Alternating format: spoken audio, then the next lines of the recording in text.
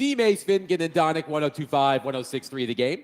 Broadcasting from the Busy Bee Plumbing, Heating, and Air Conditioning Game Nashville studios, home of the $99 yearly Beehive membership, where the buzz is always about great service. Derek Mason, Adam Vingan here with you. Willie Donick will be here momentarily. We are live at Bridgestone Arena.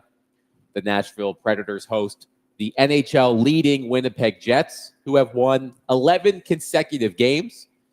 It was just announced by Andrew Brunette that Roman Josi will not play tonight, so the Predators will be even more shorthanded against the top team in the NHL. Puck drop at 7, pregame at 6, right here on 102.5, 106.3 The Game. Derek, there was some big news that emerged last night. On Tuesday, you and I sat here and we're discussing Abdul Carter, the edge rusher from Penn State. By many accounts, the top prospect in this draft. He was not going to participate. The news on Tuesday was he was not going to participate in the NFL Combine because of a shoulder injury he suffered during the college football playoff. A shoulder injury he played pretty well through during the college football playoff. And I asked you, any concern about potentially drafting Abdul Carter #1 overall with the shoulder injury? And you said no. So I see your shoulder injury and I raise you a foot injury. The news from Adam Schefter of ESPN last night, potential #1 NFL draft pick, Abdul Carter has a stress reaction in his right foot. Tests revealed Wednesday, and the Penn State standout will need to decide soon whether to have surgery. Agent Drew Rosenhaus told ESPN. Now, there has since been an update on that story from Adam Schefter this morning. Quote, doctors told Penn State defensive end and projected #1 pick Abdul Carter that after further scans on his right foot, surgery is not advisable. Carter will work out at his March 28th pro day at Penn State. Drew Rosenhaus said, quote, I couldn't be more confident that this will be a non-factor where he's drafted. He will put on a show at his pro day. So now he has a shoulder injury and a foot injury. Does the new injury give you any trepidation whatsoever about potentially drafting Abdul Carter #1 overall? Oh, man. The shoulder didn't cause me any concern. And I would like to know the history of this and just this particular injury, his foot. Did it hold him out of any games last year? Did it cause him to miss practices last year? Because this seemed like something, at least from my view, something that wasn't an issue throughout the playoffs, throughout the season. This never came up. At least I didn't see it, Adam. This is the first I've heard of a foot injury. Absolutely. Now, the shoulder is a different thing, but the foot, didn't hear anything about the foot.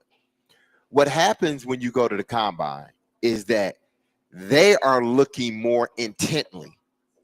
They are really, especially if you are a projected #1 overall pick. Wouldn't you want to, cross your T's and dot your I's and, make sure your A is capitalized? You want to do those things because you're investing a lot of money in that particular player. So what you may have seen as it could be a possible stress factor. It may not be anything. He played on it. He didn't have any problems with it. And he had proceeded to, do what he was going to do before the medicals came in. So again, I would like to know the history of this particular injury. Again, did he miss any games last year? Was it a big deal? Was he on the injury report for the foot? Those are the things that I would want to know as I'm looking at, the MRIs or the x-rays. These are the things that I want to know. Because now that another doctor has come in and says, I don't advise that he get his surgery, he can proceed as he was prior to this, then okay, I just want to see him in his pro day. Then I will better understand, where he is, in regards to this potential injury. Because again, I didn't hear anything about this And they didn't put it out there, at least not to my knowledge. Let's say that. So the original story from Adam Schefter, according to Rosenhaus, Carter has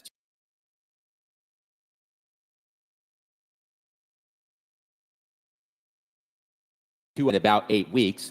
2, he could bypass the surgery, conduct his pro day at Penn State on March 28th, and prove to NFL teams that he doesn't need a procedure. And it sounds like that second option is the option that Abdul Carter and his team ultimately chose. But I saw this tweet from Jared Stillman this morning. It was a 5-alarm blaze at the Stillman house when this news broke yesterday about Abdul Carter having a foot injury. Jared later tweeted, the one thing that scared Floyd Reese the most with defensive players, foot injuries, ruined Javon Kearse's career. You can speak to that because you were teammates with Javon Kearse and saw that. So thinking back to that time with Javon Kearse, what do you remember about Javon Kearse's foot injuries and how it did affect his career?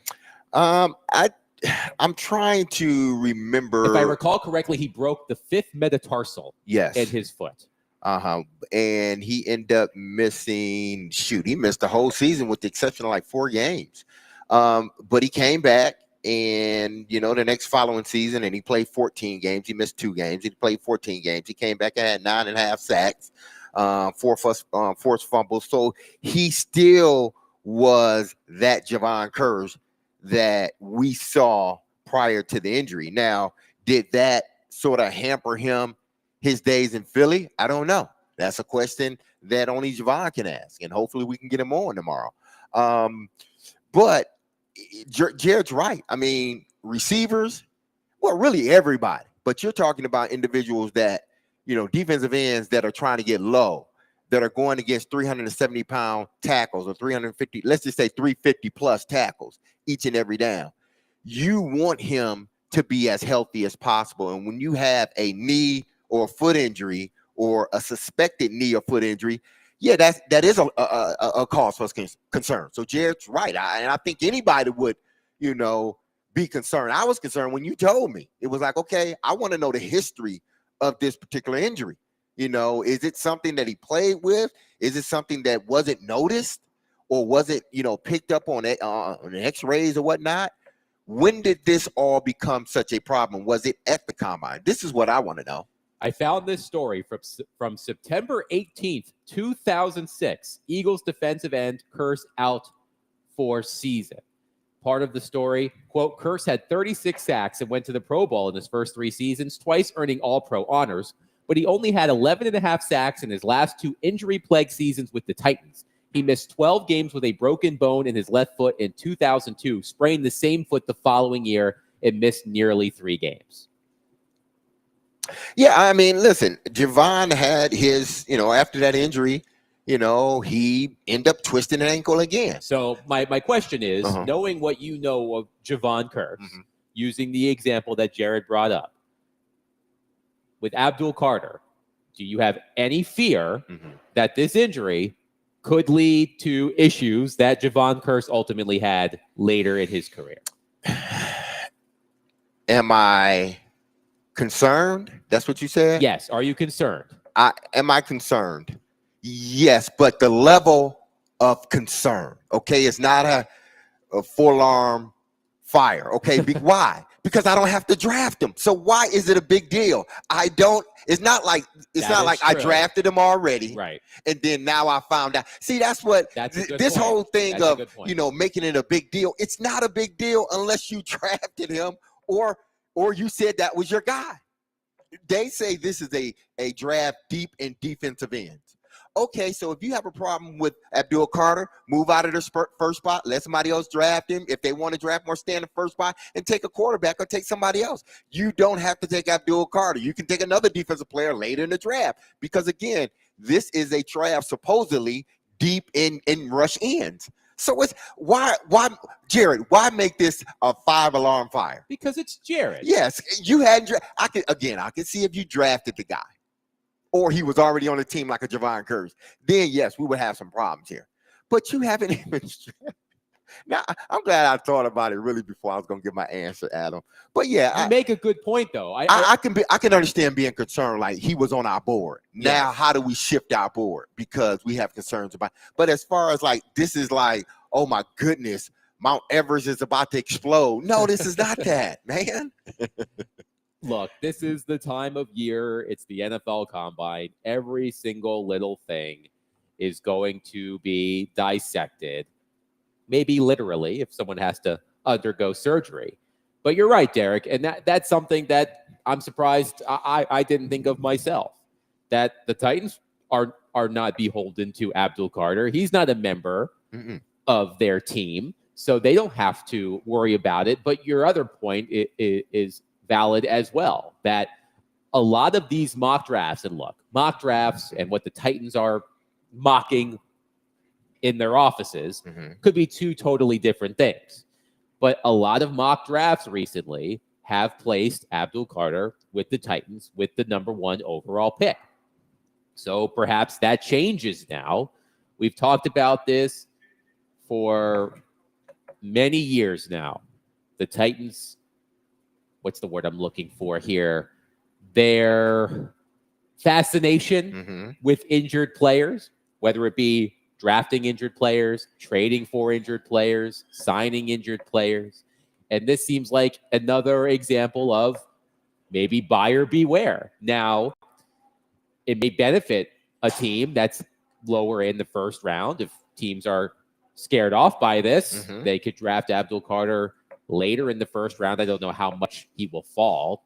And this ultimately could not be a big deal. But to see a player who many people consider to be the #1 overall prospect in this draft, regardless of position, seeing Abdul Carter with a foot injury is a bit concerning. Wes in Clarksville says, don't walk away from Carter, run away from Carter. The Titans don't need injured players. So I think Titans fans, understandably, might be scared off by the idea of drafting Abdul Carter because of this news.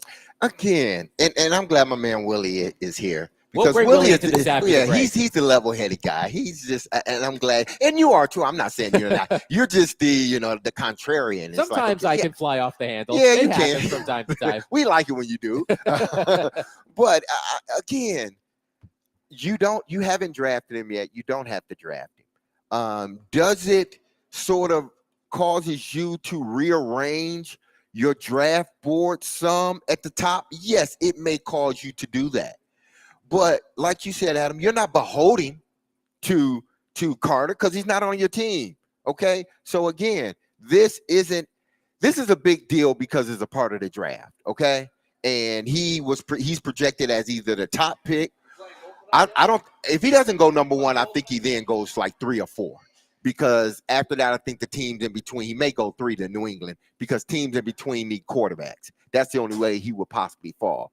But again, like, other than you having to rearrange your board somewhat, to me, it's only a big deal because it's the combine and he was projected to be the #1 pick in the draft. That's why it's a big deal. But like, if you ask somebody like, okay, he's injured now, like, should we call the draft? Should we not draft anybody else?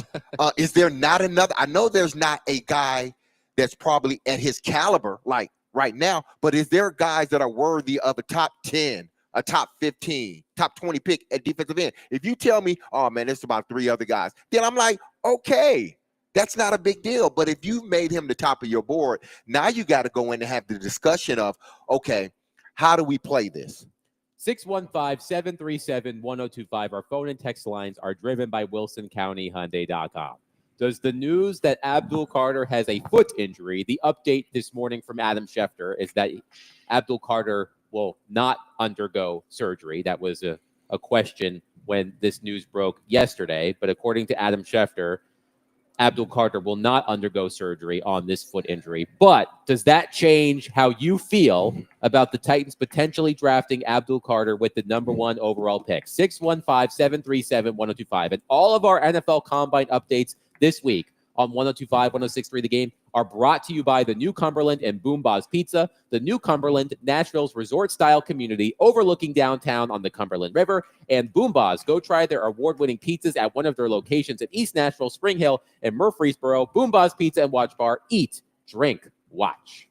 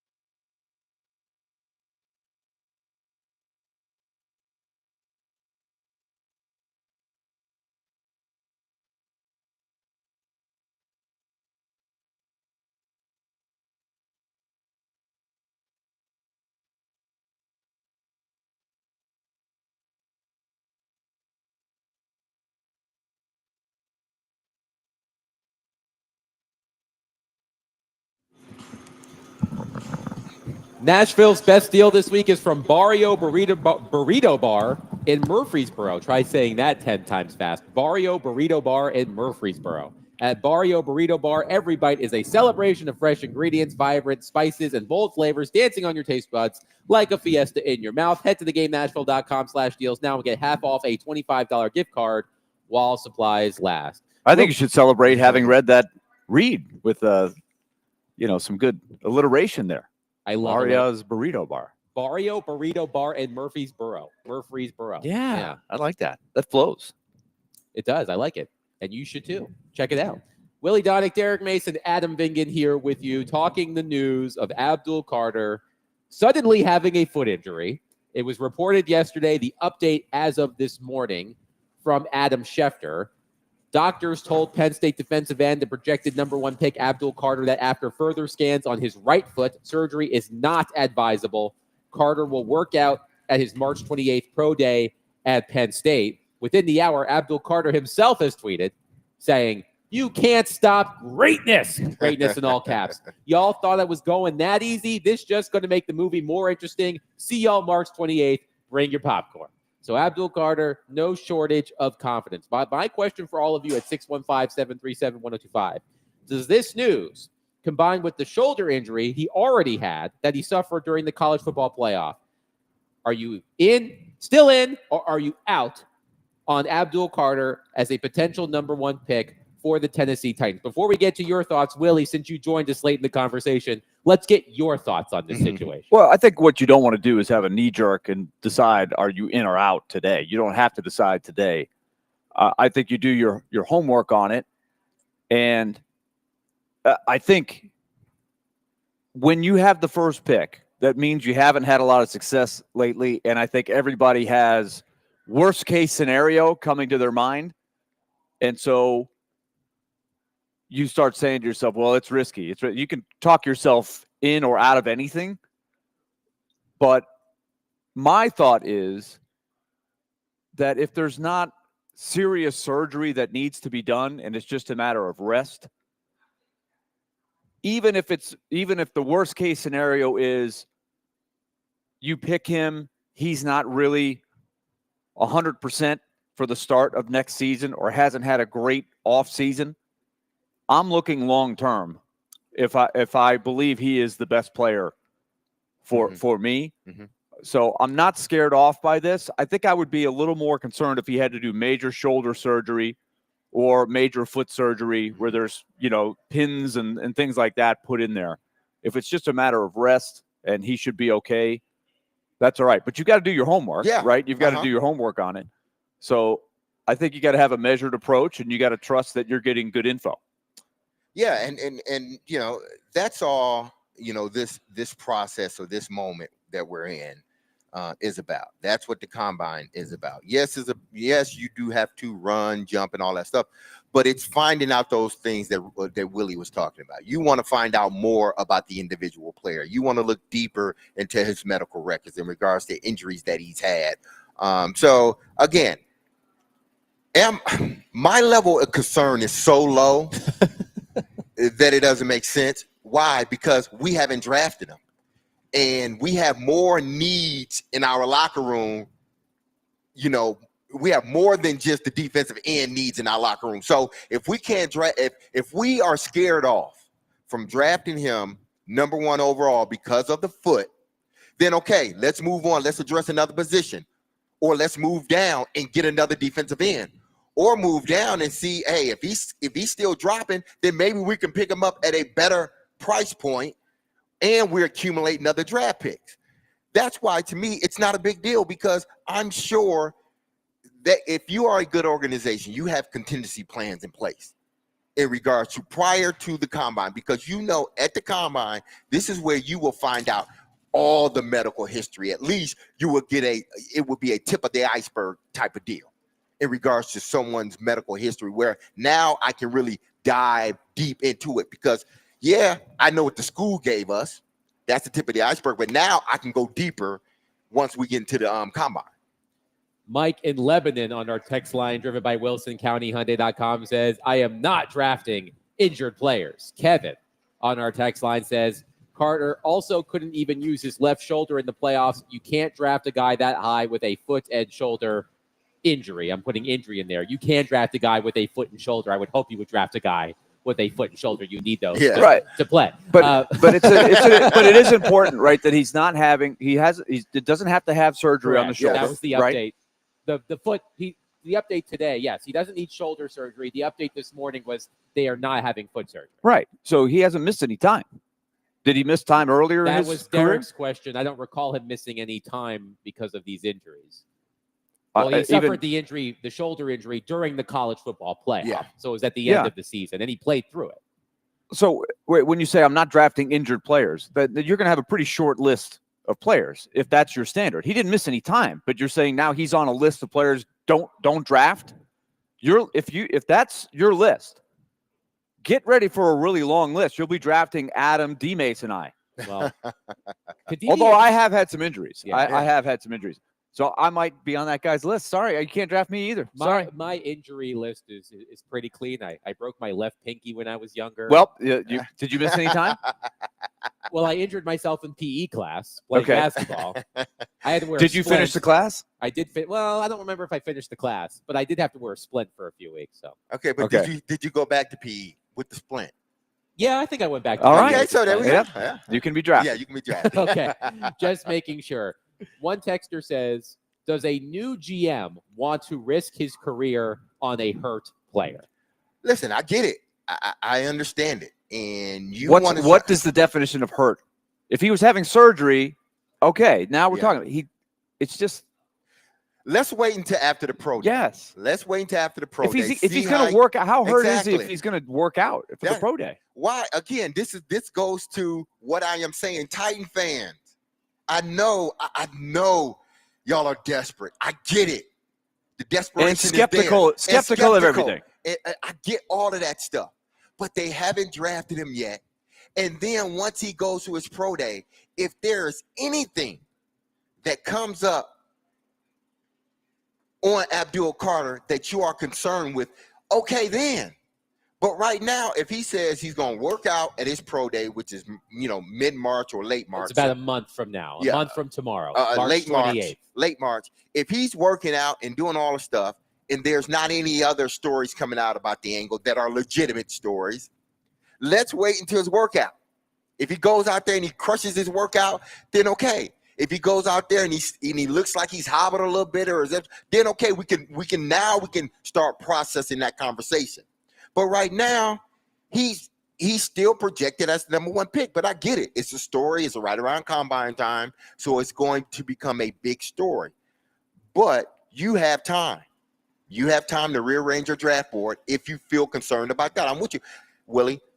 Should they be concerned? Yeah, you would be concerned. If he said, "I'm not working out before the draft," yes, I would be concerned. Or I'm not showing you the medicals. Exactly. Then I think those are red flags. Mm-hmm. But right now, he's still preparing to work out. Mm-hmm.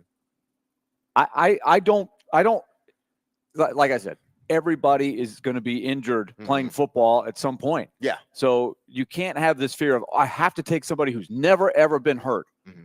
You have to gauge what level are we talking about here, and is this something that you and your doctors worry will be a chronic thing? Now, can a foot be a chronic thing that continues to plague? Yeah. Yes, it can. So that's where you have to be able to look at the X-rays and look at the medicals and decide, is this the beginning of something that's going to linger, or is this going to be taken care of in kind of a small potatoes kind of thing? Before you came up here, Willie, I was talking with Derek about Javon Curse, because Javon Curse dealt with foot injuries during his career. And I asked Derek, based on his knowledge of Javon Curse, playing with Javon Curse, if that gave him any concern about what we're hearing from Abdul Carter. Well, here's my recollection of that. Javon Curse was in the last year of his contract, as I recall. This was 2003. And the GM, Floyd Reese, was on our show at the time every Friday for an hour, and this was a big topic of conversation. And so if you recall, Javon Curse came in, lit it up from day one in 1999. He did have some injuries on and off from that time until 2003, where he wasn't quite the ferocious guy that dominated every week by that time. So there was a lot of question, and he had a foot problem. But remember what happened there. That's why I brought up their hiding the medicals. His agent, Drew Rosenhaus, would not. Who is the agent of Abdul Carter. He would not show Floyd Reese the medicals. Floyd Reese wanted to see the medicals on the foot. And they just said, if you want to sign him back, you got to just trust us. Floyd Reese decided, of course, remember by 2003, you got to make tough choices on the salary cap. Who am I keeping? You can't keep everybody. When you're a really good team, guys get raises and you can't keep everybody. That's the nature of the salary cap. So he let Javon Curse walk. The Eagles stepped right up to the plate, signed him day one, big money for free agency. He played pretty well for them, I think. Like it's not like his career was over or anything like that, but I don't know that he ever hit the same level because he did have kind of a chronic foot problem. That's my recollection of the freak. Yeah, he missed basically a whole season in 06 with Philly, and then came back. It's sort of the same pattern he had with the Titans. You know, you play. And he came back to the Titans at one point, didn't he? Yeah, he came back to the Titans for 2 years, played 16 games, and then the last season he only played 6. So, and I don't know if that was y'all would know better than me because I wasn't here. Neither was I. So Willie would know. Yeah, Willie would know. I don't know how much of it was the ankle or him, them making him inactive or whatnot. Was it because of injuries that he had? So, but yeah, I would listen. My concern level is low right now. Yes, I am going to put it on the board aside his name, like just flags, not even red or green, just a flag, saying more to come. A flag saying more to come. 615-737-1025. By the way, according to ESPN, Carter was asked about his health overall yesterday when he spoke to reporters. He said he's, quote, probably about 90% right now, end quote. But nothing specifically about his foot came up during the session. 615-737-1025. If you have any thoughts on Abdul Carter, let us know. 615-737-1025. Coming up next. Are either of you familiar with the 2001 romantic comedy Serendipity, starring John Cusack and Kate Beckinsale? I'm a big fan of both of those actors, especially John Cusack. But well, I should say I like Kate Beckinsale as well. Who doesn't? Who doesn't? That's a fair Exactly. question. Well, Who doesn't? There's But yep. Go ahead. I have not seen the movie though. Oh, Wow. well, I know about the movie. It pops on the movie channels, and maybe I've seen little clips, pieces, but I've never watched it all the way through. well, there should be a remake of Serendipity in 2025, starring 2 very important NFL figures. We'll discuss that next. okay. Willie Donick, Derek Mason, Adam Vingan, 1025-1063, The Game.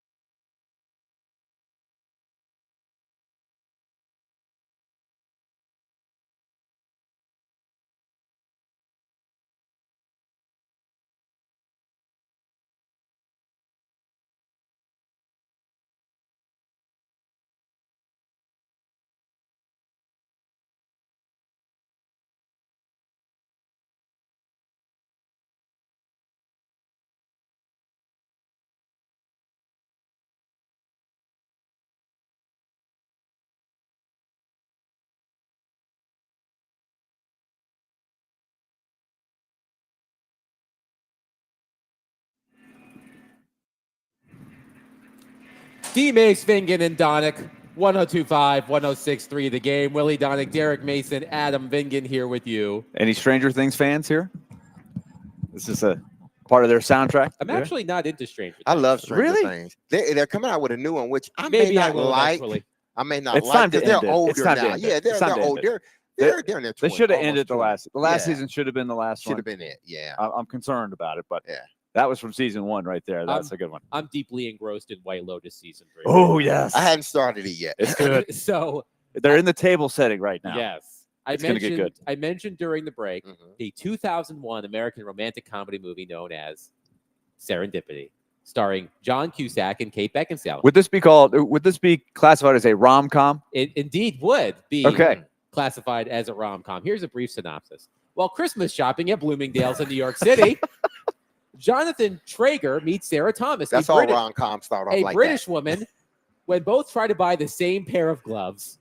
Despite both being in relationships, a mutual attraction leads them to have dessert at a restaurant called Serendipity 3, where Sarah explains that she lets fate's little signals determine many of her life decisions.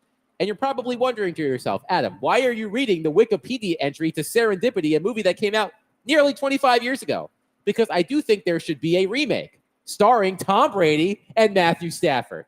Ian Rappaport of NFL Network tweeted yesterday, Raiders minority owner Tom Brady and Rams quarterback Matthew Stafford ran into each other Oh, at yeah. a ski resort in Montana. In sources said. Montana, The meeting, just happened to be passing through Montana. the meeting, unplanned, was not extensive or in-depth and did not include Brady hosting or recruiting Stafford, Oh no, despite reports saying otherwise.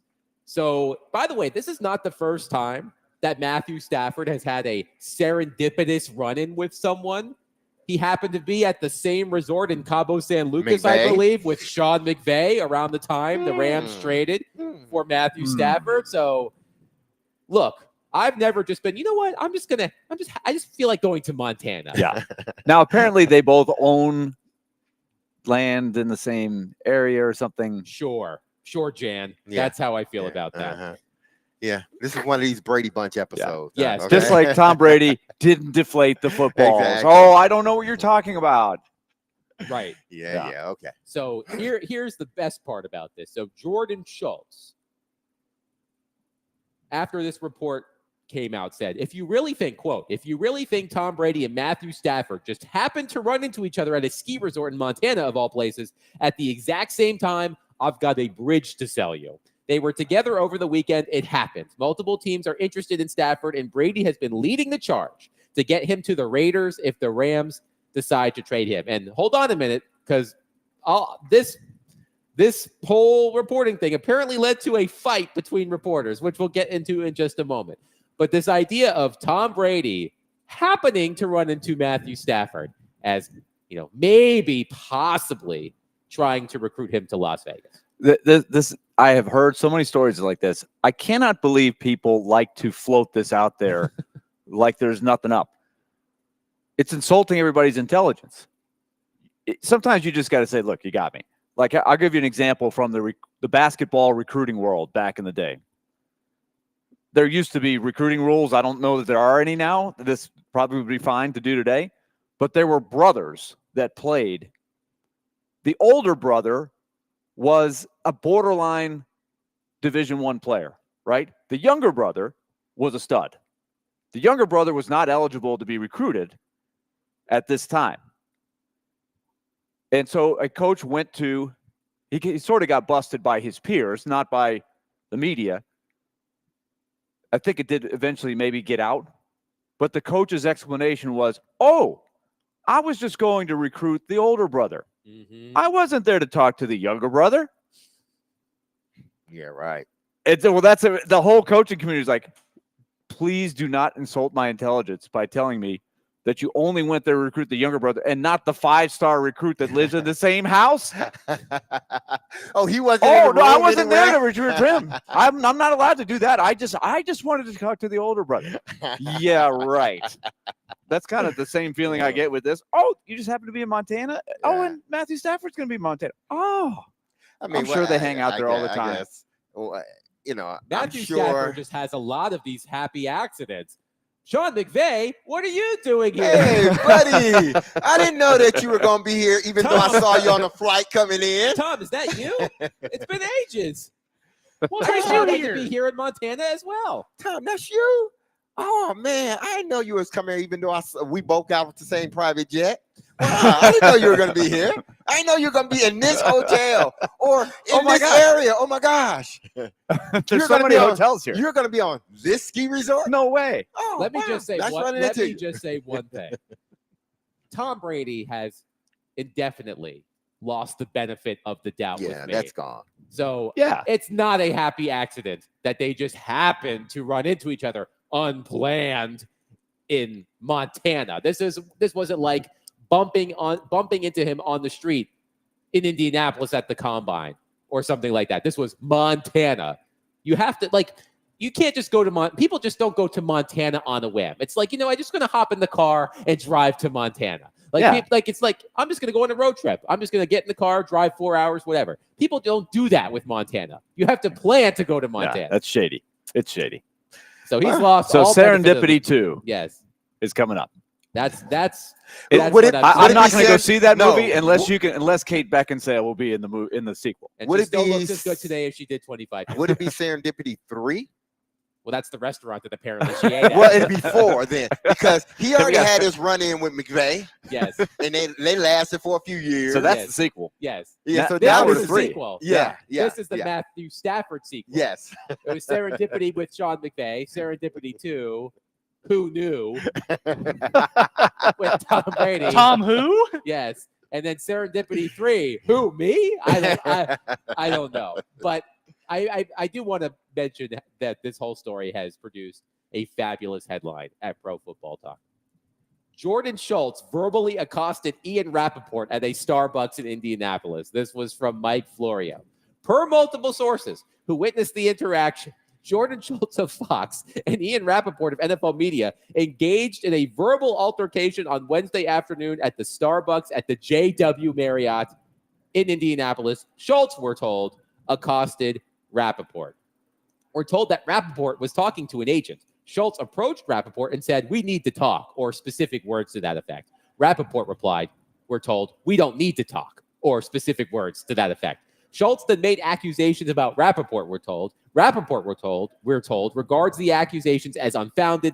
The two men were essentially face to face. "If you have anything to say to me, say it to my bleeping face," Schultz said, or specific words to that effect. "If this continues, we're going to have a bleeping problem." As noted below, Schultz does not recall using profanity. Rappaport then asked Schultz to step back. "If this happens again, we're going to have a problem," Schultz said, or specific words to that effect. "Now I'll step back." I just love how Rappaport put the tweet out there. Mm-hmm. Like, if you're familiar at all with Shakespeare, if you the protest too much from Yes. Hamlet, methinks he doth. I can't do the, but when somebody's like trying too hard to prove something is not true. Yes. So here's the Ian Rappaport. The meeting, unplanned, he might as well put it in all caps, was not extensive or in depth and did not include Brady hosting, quote, recruiting, quote, Stafford, despite reports saying otherwise. Did you see Methinks he doth protest too much. Did you see the follow-up to that? Right. The follow-up to that is even better. Read that one. Tom Brady and Matthew Stafford, like many other Many other high-profile people, both own houses in the same ski community. Yeah. In Montana? There could be logic. That could be sure. true. Montana's really nice. Both guys. of them got Big a lot of sky money. country. I want to visit Wyoming. I do. I think it's Montana. I want to Wyoming's visit. nice too. I want to visit Montana, Wyoming more so than Montana. But I want to visit Montana too. They got mountains. The I spent a whole summer there. A lot of land. I spent a summer traveling Montana Exactly. in the Pioneer League for the Medicine Hat Blue Jays. I'm sure they got It's very moose nice. out there. I want to see the moose. They got that? And I've heard that people that got means, they do like to buy 30, 40 acres out there. If they Sure. can get it. So maybe, maybe they both got a total of 150 acres, and maybe they just decided, hey, I'm gonna go to Montana this weekend. I'll tell you what Unbeknownst to the other. Yes. I will tell you. I will tell you what I would have done had I been sitting at this JW Marriott Starbucks in Indianapolis when this happened. Schoolyard bash. Schoolyard bash. Schoolyard bash. Have we gotten? This is where we've gotten have come to as a society, where the people that are supposed to be reporting stuff like this, they are the ones that are getting into it. I also learned in this story that Jordan Schultz is the son of former CEO of Starbucks, Howard Schultz. Man, I did not know that. I didn't know that makes either. sense. Well, Ian Rappaport ain't gonna be allowed in no more Starbucks. All I'm saying is that Jordan Schultz maybe dial back on the nitro cold brew. That's all I'm saying. 615-737-1025. You might be a little wired. 615-737-1025. So this story about Matthew Stafford, what might it have to do with the Tennessee Titans? There was an interesting report from a reputable reporter yesterday involving the Titans and Matthew Stafford. We'll get to that next. Willie Donick, Derek Mason, Adam Vingan, 1025, 1063, The Game.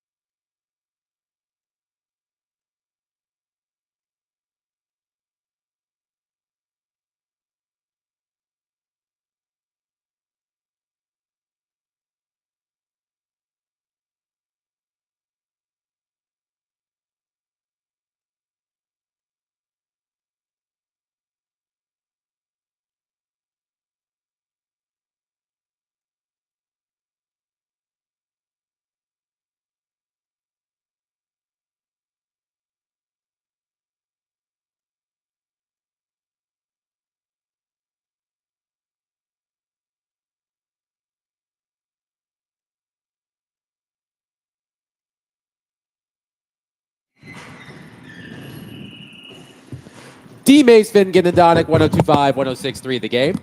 Broadcasting from the Busy Bee Plumbing, Heating, and Air Conditioning Game Nashville studios, home of the $99 yearly Beehive membership where the buzz is always about great service. Willie Donick, Derek Mason, Adam Vingan here with you live at Bridgestone Arena. Predators and Winnipeg Jets tonight. The Winnipeg Jets, winners of 11 consecutive games.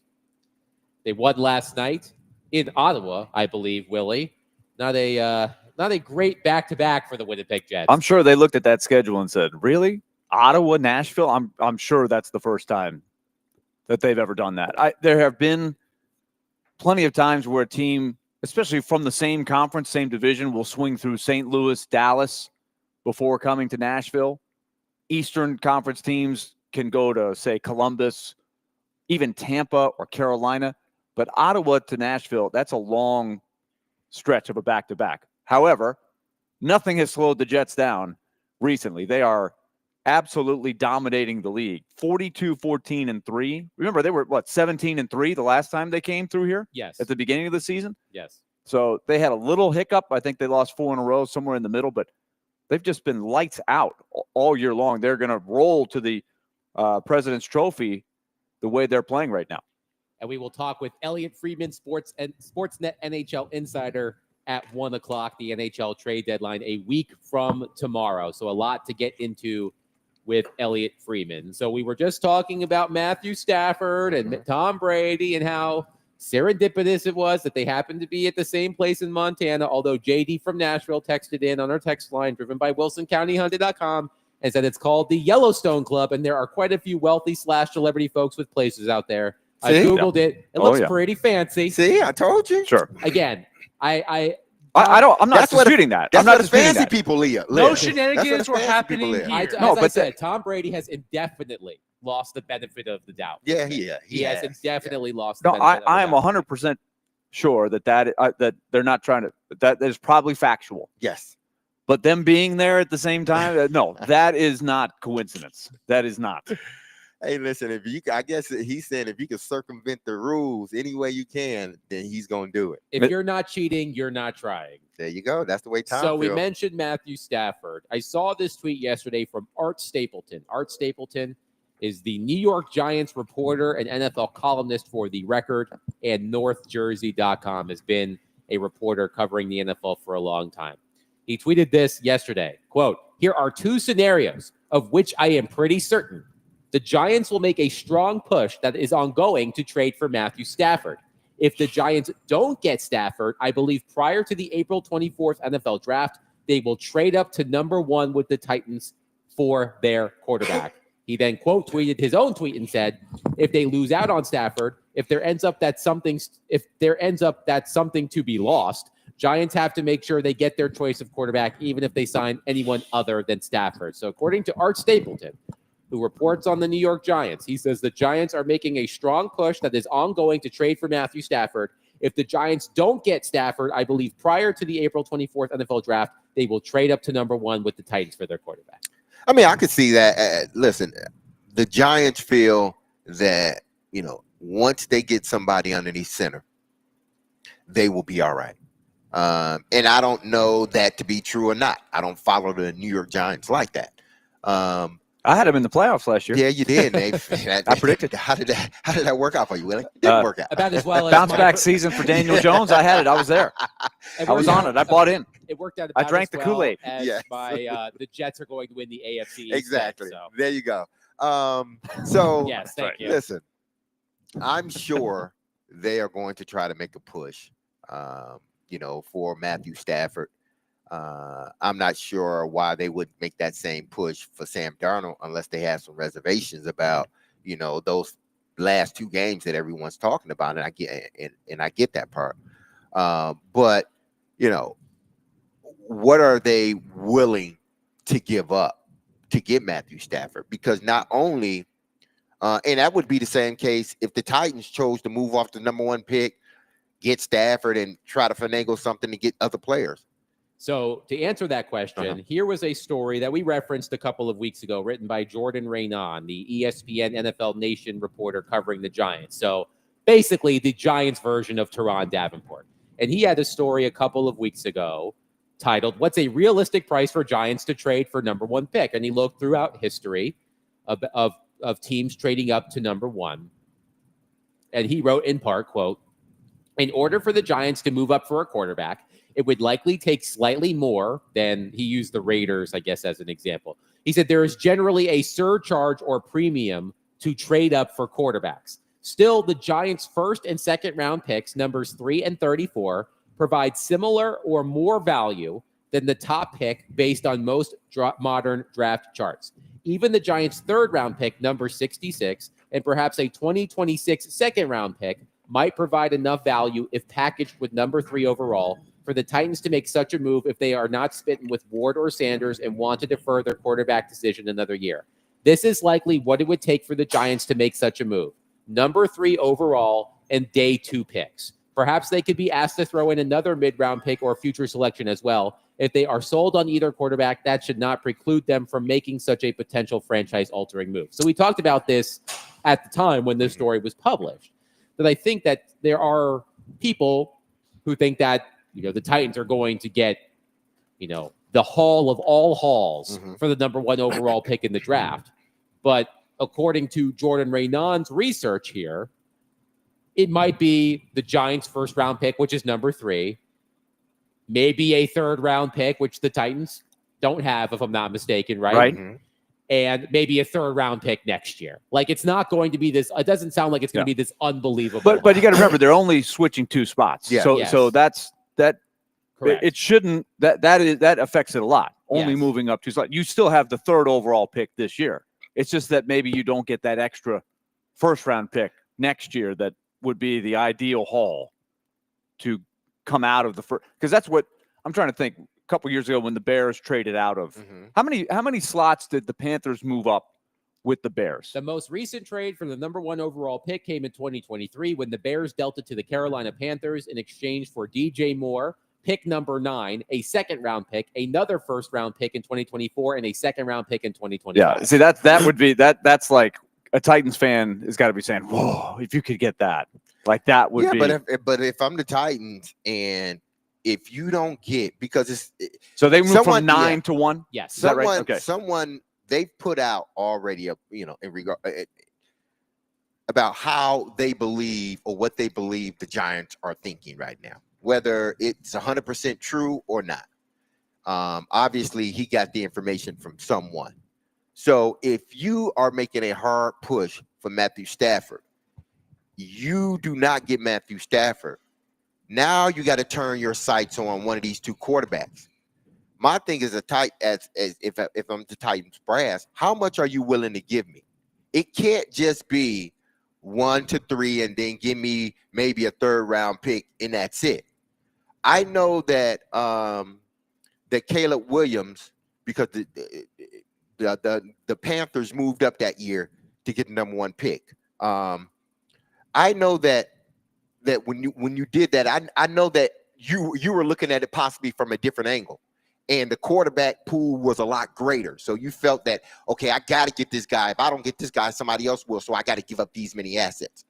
But I can say the same that if I'm the Titans, I can say the same this year as well. Well, if you don't move up, somebody else is going to take them. I got other teams that are looking to move up to my spot to get one of these quarterbacks. So it can't just be a 1 to 3 and then maybe a second day pick. That's not saying the second round. That's just saying a second day pick. And nothing after that. Nah, I'm staying at number 1. That's not enough for me. All right. Here's a thought I had, because I think we all agree that the more intrigue, the more interest there is in the first pick, the better position the Titans It only are takes in. one team. It just takes the one. But if you can get 2, 3, 4 all interested in giving you their best deal, then you get more. Exactly. The fact that you've got the Stafford thing that we have to figure out. I still think if I'm the Rams, I am hard pressed unless I am just, I don't want to say tanking, but willing to sort of rework everything. You're hard pressed to say that you've got a better option than Stafford. And that's kind of what the Saints did, right? The Saints looked at it and they're like, do we really want to go into this unknown, or do we want to keep the guy that we know is a steady starter for a new offensive mind who is now taking, and they're staying with Derek Carr. So the Carr thing, does that help the Titans create leverage for the number 1 pick, or does that hurt it because Carr is not on the market? In my mind, I was trying to kick this around in my own head last night. With Carr being off the board, he's not out there. Does that make these teams who need a quarterback even more willing to go to the Titans and say, man, we got to get into this bid for the number 1 pick? The Indy Ben on our text line, driven by WilsonCountyHyundai.com, says the Giants also know the Titans aren't enamored with this crop of quarterbacks, and league-wide others aren't thinking highly of these guys either. They could just say, "Fine, I'll stay put," and still get either Ward or How does anybody know that the Titans are not that heavy on these quarterbacks? It's too early. They haven't talked to Cam Ward. They talked to Shedeur Sanders. You think they're going to tip their hand in either direction? So when you say that, what proof do you have? And remember how early it is. We're still in February. They always move up. Exactly. Just wait till they throw. Wait till something will bring. It always happens. It usually does start to swell and not go the other way. Although we have, we have shown examples both ways, but more often than not, I would say that the stock of the quarterbacks only goes up from today's date until the day you draft. We did that exercise a couple of weeks ago, looking at big boards over time of recent quarterback classes. Chol is on our phone line, driven by WilsonCountyHyundai.com. Chol, thank you for calling. Please go ahead. Yeah, I have something for Nashville Predators and Tennessee Titans. Okay. Well, I remember Andrew Bennett first conference when he was hired. He needs people with his speed. Barry Trotz did not give him, that is speed he wanted. And now when he sat down with Garrett Spillman, he talked about how his job is in danger. How about his job is in danger? It should be coaches making decisions. I want this guy so I can work with him, not general manager. I never see general manager doing push and drawing up the play. I hit that one. Okay, for Titans, I'm cool. I'm settling down. I want us to 10 again next year. If we're not going to pick the quarterback, then build the roster first. Get a left tackle. What's his name? Abdul Carter. Get him. Let's have a good defense. And I don't want a leftover quarterback coming again. Let's keep Will Levis and Rudolph, whatever name, Mason Rudolph, as our, snack. If we fail again, next year we have a good draft. Now we can pick quarterback. And that's my thing. Thank you for the call, Chol. Is Cho saying that basically the Titans should tank in a sense? Well, Will Levis and Mason I Rudolph? think he's going with the theory that we've thrown out there, and that is, if you improve your roster, you set the table for your next quarterback to have success, a young quarterback. And I understand that. I think he was using the parallel of Andrew Burnett wanted to come in and have a fast team, and he has not been equipped with a fast roster. And so it's been hard for him. I can see that. Right? So you have to match up what you're trying to do. And sound thinking. And we've talked about that. If they don't draft a quarterback, and thank you, Cho, for your call. If they don't draft a quarterback, then how are they going to address that position? Is it going to be through free agency? Well, we'll know because free agency is before the draft. Will they address the quarterback position through free agency? We'll find out early rather than later. Will they truly address it? Not bring in a pseudo starter. I mean, a guy that can be a starter. Unless they just come clean and say, this is what we're doing this year. Exactly. It's an exploratory. We're not going to invest. We don't think that we didn't think there was a lot out there. So we're just going to try to get by with this X placeholder right now. And try to Ryan Fitzpatrick and build a team around it. Mitch Trubisky type, just get you through a year until you can fix some things and then go to the well next year. I don't mind that. No, I don't mind that as long as you're upfront and you're communicating that to your coaches and to your fans. Who would be that guy then? There's a million of them. There's always those guys. Carr staying in New Orleans.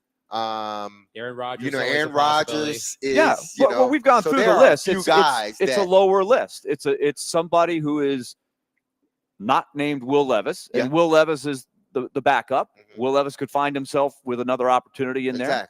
but you're looking for a reclamation. You're looking for the next Baker Mayfield. Yeah. That would be how I would describe it. Josh on our text line says, in this scenario, the Titans have to fleece the Giants or keep their pick. If the Giants are that desperate, if they are the Giants, to me, of all of the teams that are looking for quarterbacks, just based on reporting and such, the Giants seem to be the thirstiest. Well, They also don't it's believe the market. They also, I don't know if they have a quarterback under contract. I don't know if they have a quarterback under contract. At They least the don't Titans- have DeVito. I don't Tommy think- DeVito. I He's not don't- even under contract. I don't think Tommy DeVito is under Come on, he's contract. perfect for the Giants. How could they let him get away? But it's all about with the Giants. They don't have Locke, Yeah. Drew Lock, who No, Drew Lock is somewhere else. I'm going to double check this. With the Giants. but didn't there are Locke play the last couple games for the Giants? I thought Drew Lock was someone that he was previously. But it's the market that they're in. It's the ineptness of this organization the last few years, and the fact that the whole United States that love football watch the New York Giants, but in real time make one of the worst moves in franchise history by letting Saquon Barkley go to sign I do wonder about that mental part of it, so where you they gotta got try to sort of do something. embarrassed. Everybody Exactly. says you don't know what you're doing, Absolutely. so you maybe try too hard Exactly. to get the next guy to fix it. And I think that's where the Giants are at. So, And that's with music that- to the Titans' ears. With that right? being said, then if I'm the Titans, I'm like, listen, okay, what are you? Okay, give me a little bit more, because I don't have to come off the first pick, because I get to draft anybody I want before anybody else does. I also wonder about the Jets, who everybody was saying, well, if they could go after Derek Carr, like they're trying to dig out of the Aaron Rodgers. And hey, a couple years ago, we were interested in Derek Carr. Now Derek Carr is not available. So does that get? I mean, would there be anything better than the Giants and Jets competing to trade up for the first pick overall? You would love that if you're Borgonzi. We've used the analogy before of quarterbacks and going to the bar and the girl next to the jukebox, who I think I had as Justin Fields in the last time we did this. The Giants are the guy who goes into the bar and just look, he's just taking swings, man. He's hacking in there like the batting cage. Like he's gonna go up to every girl at the bar, and doesn't matter if a drink gets thrown in his face, he's gonna dry himself off and try again. They are thirsty for a quarterback. So according to Art Stapleton, a veteran reporter who covers the Giants want Matthew Stafford, and if they don't get Matthew Stafford, they are prepared to trade up with the Titans from number 3 to number 1. Your thoughts on that? 615-737-1025. Let us know what you think about that at 615-737-1025. Tune into 94.9 The Fan tonight for Vanderbilt women's basketball as the Commodores take on Texas A&M at Memorial Gym. The men defeated Texas A&M last night, which we'll discuss. Yep. Anchor down. We will discuss that coming up this hour. But now the women will take on Texas A&M at Memorial Gym with a 6:30 p.m. tip-off, and the pregame show will begin at 6:15. Vanderbilt women's basketball presented by Athletes Unlimited Pro Basketball, coming to Nashville's Municipal Auditorium now through March 2nd. Go to auprobasketball.com for more details and to purchase tickets.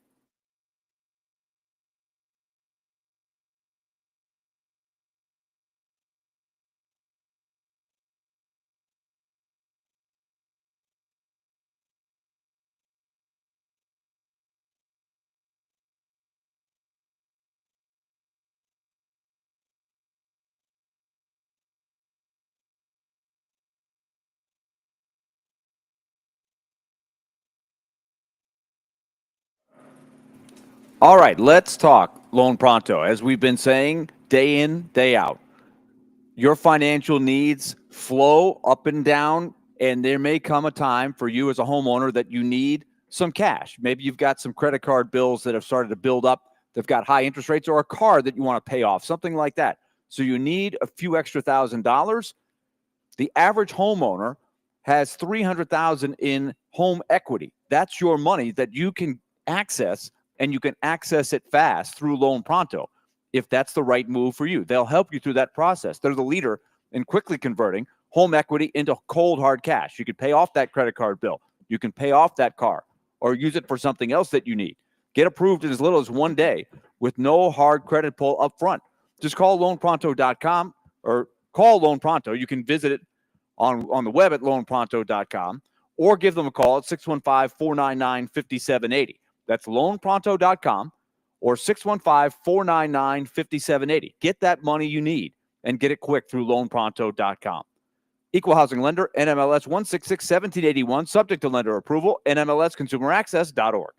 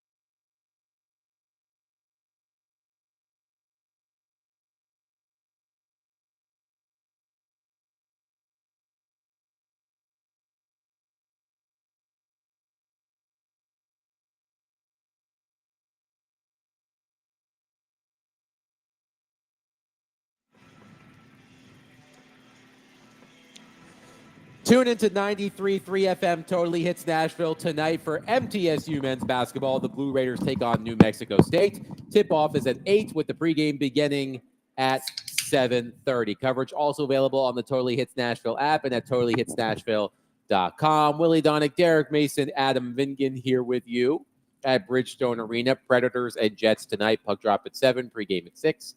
Right here on 102.5, 106.3 The Game. Elliot Freeman, Sportsnet NHL Insider, will join us at 1 o'clock. Willie, you mentioned something in passing regarding a veteran quarterback who was thought to be available this offseason. The Saints GM Mickey Loomis said yesterday that the team will stick with Derek Carr as the team's starting quarterback in 2025. So there was a thought that perhaps the Saints could cut Derek Carr bite the bullet on the cap hit, try to get out of this cap hell they've dug for themselves over the past several years. But a new coach in Kellen Moore, an offensive mind, the Saints decided it was better to hold on to Carr than to get into the quarterback sweepstakes. Yeah. So what do you guys think of my question? Because you could look at it one way and say, well, if Carr hit the free agent market, then that would just add the Saints to the list of teams that are looking for the next quarterback, unless you believe that they were ready to go in on Spencer Rattler, right? That was one thing that was being floated out there. Yes. Right, Adam. So yes. So the way I look at it is that's one less guy that people maybe thought was an option that is no longer an option. So that in turn gives the Titans a little bit more leverage, especially if the Titans are a little bit more in this.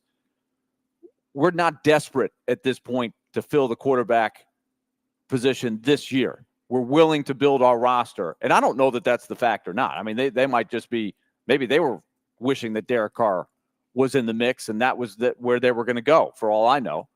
But I just think for leverage of the first overall pick, that probably moves the needle a little bit in the Titans' favor. Does it or does I mean? There's a possibility. With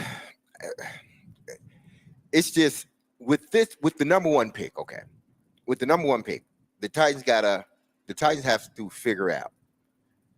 Okay, are there guys in the draft, not just a quarterback? Because this is. I think it's a little bit more about just the quarterback because the Titans have so many other needs. Is there a guy that they believe is worthy of the number one pick? Now, it could be a quarterback, could be defensive end, could be a cornerback / receiver. One team may have Hunt as the lone number one guy. Another team may have Abdul Carter. Another team may have, Shedeur Sanders or Cam Ward. The Titans got to figure out if they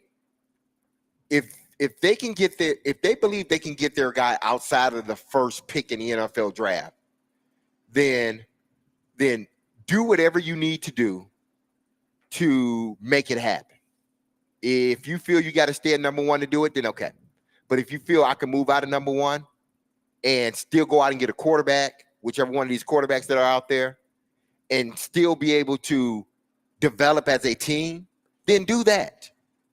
I don't know, because there's not a 2 or 3 quarterbacks that are clear-cut top 10 guys. Hell, they may only be one, really. If you're asking a lot of people, they may just think Cam Ward is the only top 10 guy. But unless there are 3 or 4 quarterbacks that you predict are top 10 guys like last year, then you do whatever you need to do to make your team better. If that's drafting one guy, then you do it. I mean, one guy in the first round with the number one pick. Then you do it. But if you feel, okay, I need to get more picks, more guys, then move out of that first pick and move down far enough where you're not moving outside of getting one of those guys that can immediately come in and start for you. Because you need one of those guys. You need a guy that comes in day one, wherever you put him, day one, he's a starter. One texter says, and I'm just going to let this texter know before I read it, your suggestion is highly, highly, highly, highly, highly, highly, highly doubtful. Mm-hmm. If I'm the Titans, I'm trying to get the Giants to include Malik Neighbors in any deal to move up. That addresses a big need with a first-round receiver without having to spend a first-rounder potentially. Good luck with that. No disrespect to that texter. That ain't happening. You'll hear this. Yeah. Did you say Malik Neighbors? Malik Neighbors? We don't have anybody here by that name. No. Wrong team. Matt from Camden on our text line says, ideally, you swap the first this year and get a third, and then get their first round next year. If the Giants are that desperate, make them pay. Yeah. See that if you're only moving from 3 to 1, I'm not sure that gets into the conversation. But the guy who reports for the Giants, I think he's certainly done his homework on that.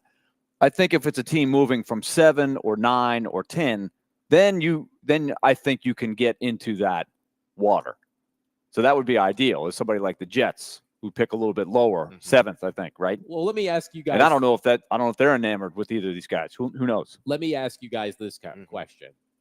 which team that needs a quarterback is the biggest competition for the Tennessee Titans, knowing that the Titans have the ultimate trump card and that they could use the first overall pick on a quarterback if they want. But when you're thinking about some of these other teams, we've been talking about the Giants. You can throw the Las Vegas Raiders in there. They need a quarterback. Tom Brady maybe wants it to be Matthew Stafford because of their, happy serendipitous meeting in Montana. So you can throw the Raiders in there, the Giants in there, the Jets in there, maybe even the Steelers in there. Like, which team do you think poses the biggest threat in the competition for quarterbacks for the Tennessee Titans? Oh, man. Maybe specifically on the veteran market. Because as I said, the Titans have the ultimate trump card. They have the number one pick. So they can take a quarterback if they want. Right. But if they decide not to do that and they are on the free agent market, which team do you think poses the biggest competition? I think it's the Giants and the Jets. I think it might be the Raiders. I say it's the Giants and the Jets because both teams have a number one receiver. Mm-hmm. Both teams have a good defense. And I think with the Jets, because of the new coach and Aaron Glenn, new offensive coordinator, I think he's going to possibly bring that scheme from Detroit with him. So you have a scheme in place. You have a number one wide receiver. You got a really good running back. You got a good defense, and they're young. The Giants, you got a number one receiver, a young one, and you got a defense that's pretty good. I don't know why, other than the Tom Brady factor. And I know the Raiders, their defense is pretty good They too. also have a lot of cap space. Yeah, they got a lot of cap space, but I think I think in this scenario, the Giants would do any and everything to get a quarterback, sounds or the like it. Jets But would do any and every. Well, mainly the Giants, not necessarily the Jets. I think the Giants would try to do any and everything to get a quarterback. So I think the Giants pose the biggest threat to the Titans rather than the Vegas Raiders. I'm going to say the Raiders because they have a lot of available space. I whisper that. A lot of available cap space. There is the Tom Brady factor. We know the Raiders are willing to do whatever it takes to grab the headlines, right? So to me, I think the Giants and the Jets are certainly up there. I might give a slight edge to the Raiders. What do you think, Willie? It's hard to go against that. I think the Steelers are an attractive landing spot for, if you list the teams that are in the market for a quarterback, I think the Steelers would be the team that these quarterbacks would have to say, look, if I want to go and have a chance to win, this is probably the best of the lot. Would you agree? Yeah. Yeah, I would say so. I could argue for the Steelers with that in mind. One texter, Ron, on our text line driven by WilsonCountyHyundai.com says the Indianapolis Colts because Chris Ballard said the other day that the Colts intend to have an open competition at quarterback between Anthony Richardson and a yet-to-be-determined player they intend to acquire this offseason. Wow. So what does that tell you about Richardson? He said they don't think too highly of him at this point. Here's the quote. Wow. It's got to be the right guy to create real competition, which, Derek, you were all about that with the Tennessee Titans. But okay, so that brings us to one of the buzzwords, conviction. Oh. So how convicted are they, or how committed are they to Richardson if they're willing to split his reps for a guy that desperately needs reps to develop, right? That's the catch-22. You're saying, well, let's bring in competition. But by doing that, you're taking away developmental time where everything's revolving around him. That's a tricky one. Chris Ballard said, quote, it's got to be the right guy to create real competition. We want to create real competition. I think it's good for the team. I think it's good for Anthony. We drafted Anthony high knowing it was going to take some time, and we knew there's going to be some hiccups along the way. I know we all want a finished product right now. I do, you do, fans do, we all do. But I think as he continues to progress in his young career, us adding competition, I think will help up everybody's game. Yeah, and I think that's the mistake that the Tennessee Titans made last year with not bringing in true competition for Will Levis. So in Indianapolis' case, that could be them trying to light a fuse under Richardson's rear end, or to get him to not ever be complacent, especially not this offseason, to continue to push to be better. I think, initially I said that that looks bad on Richardson, but I think it also can be a good thing. Don't relax. Keep pushing. They want to see him push and push and push through. They want to see him develop, to be the best quarterback, because I think that they believe, they drafted him high. They believe he can be a franchise quarterback. So bringing in someone else to compete with them, that will show to them whether he has that type of makeup or he doesn't. And I thought that's what the Tennessee Titans should have done with Will Levis. And I think that's what they should do if indeed they choose to draft a quarterback. Still bring in competition to let this young guy, because then you will find out truly, is he ready or not? You bring in competition, like, okay, and put them both, out there.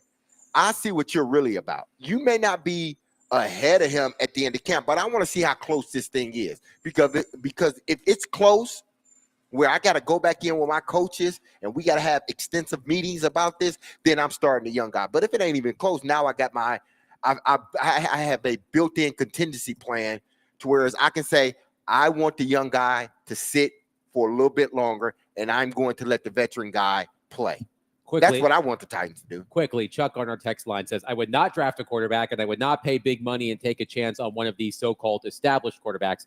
Find a couple of quarterbacks that have not had an opportunity to be a starter. You can get two of them for less than one of those established quarterbacks and let them compete. Life is like a box of chocolates. You never know what you're going to get. But this is not about money. This is about finding the guy that can quarterback your team regardless of the dollars. The Titans have the dollars. Yes. They're not going to go out there and spend outrageously for a signal caller, because I don't think there's no one that is worthy of that. Not Sam Darnold, but Carr is going to stay in New Orleans, and I didn't think he was that. I don't believe Matthew Stafford is worth that, but he will get it someplace else. So this is not about money to me. It's about finding the right guy for this team at this point in the franchise's career. 615-737-1025. Coming up next, Vanderbilt with a huge win last night in the longest college basketball game of all time. I may have to research that. It certainly felt like it. Willie has some thoughts on this game. He previewed them for me, or at least told me he had some thoughts, but I didn't want him to spoil them before the show. So we'll get to that next. Willie Donick, Derek Mason, Adam Vingan, 1025, 1063, The Game.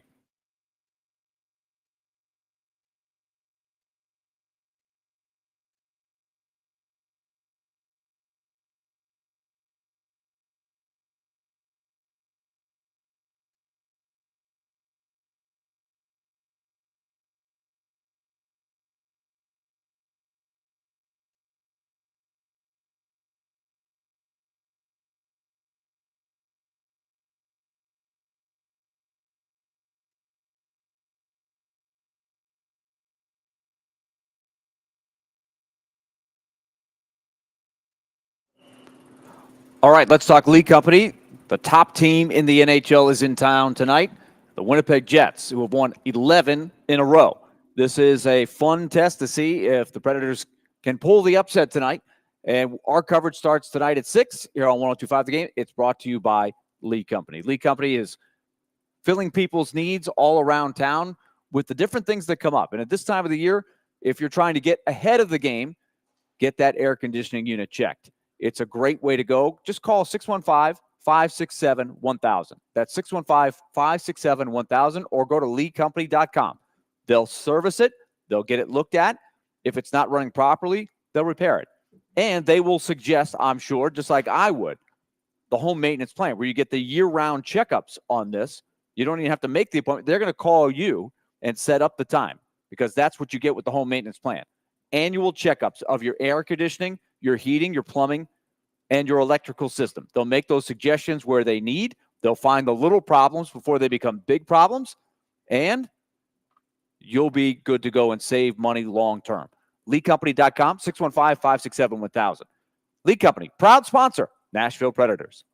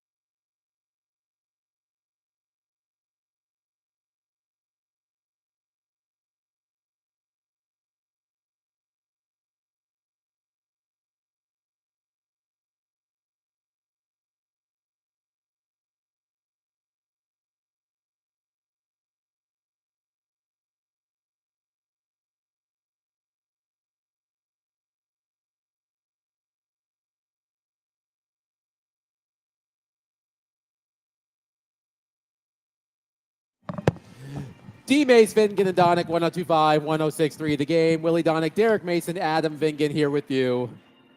That music, of course, the fight song of Vanderbilt.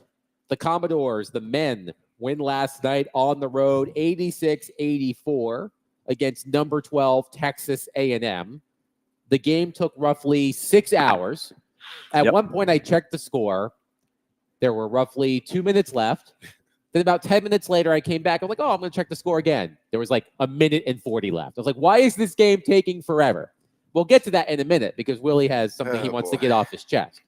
But I just want to say this, gentlemen. We were talking about this yesterday.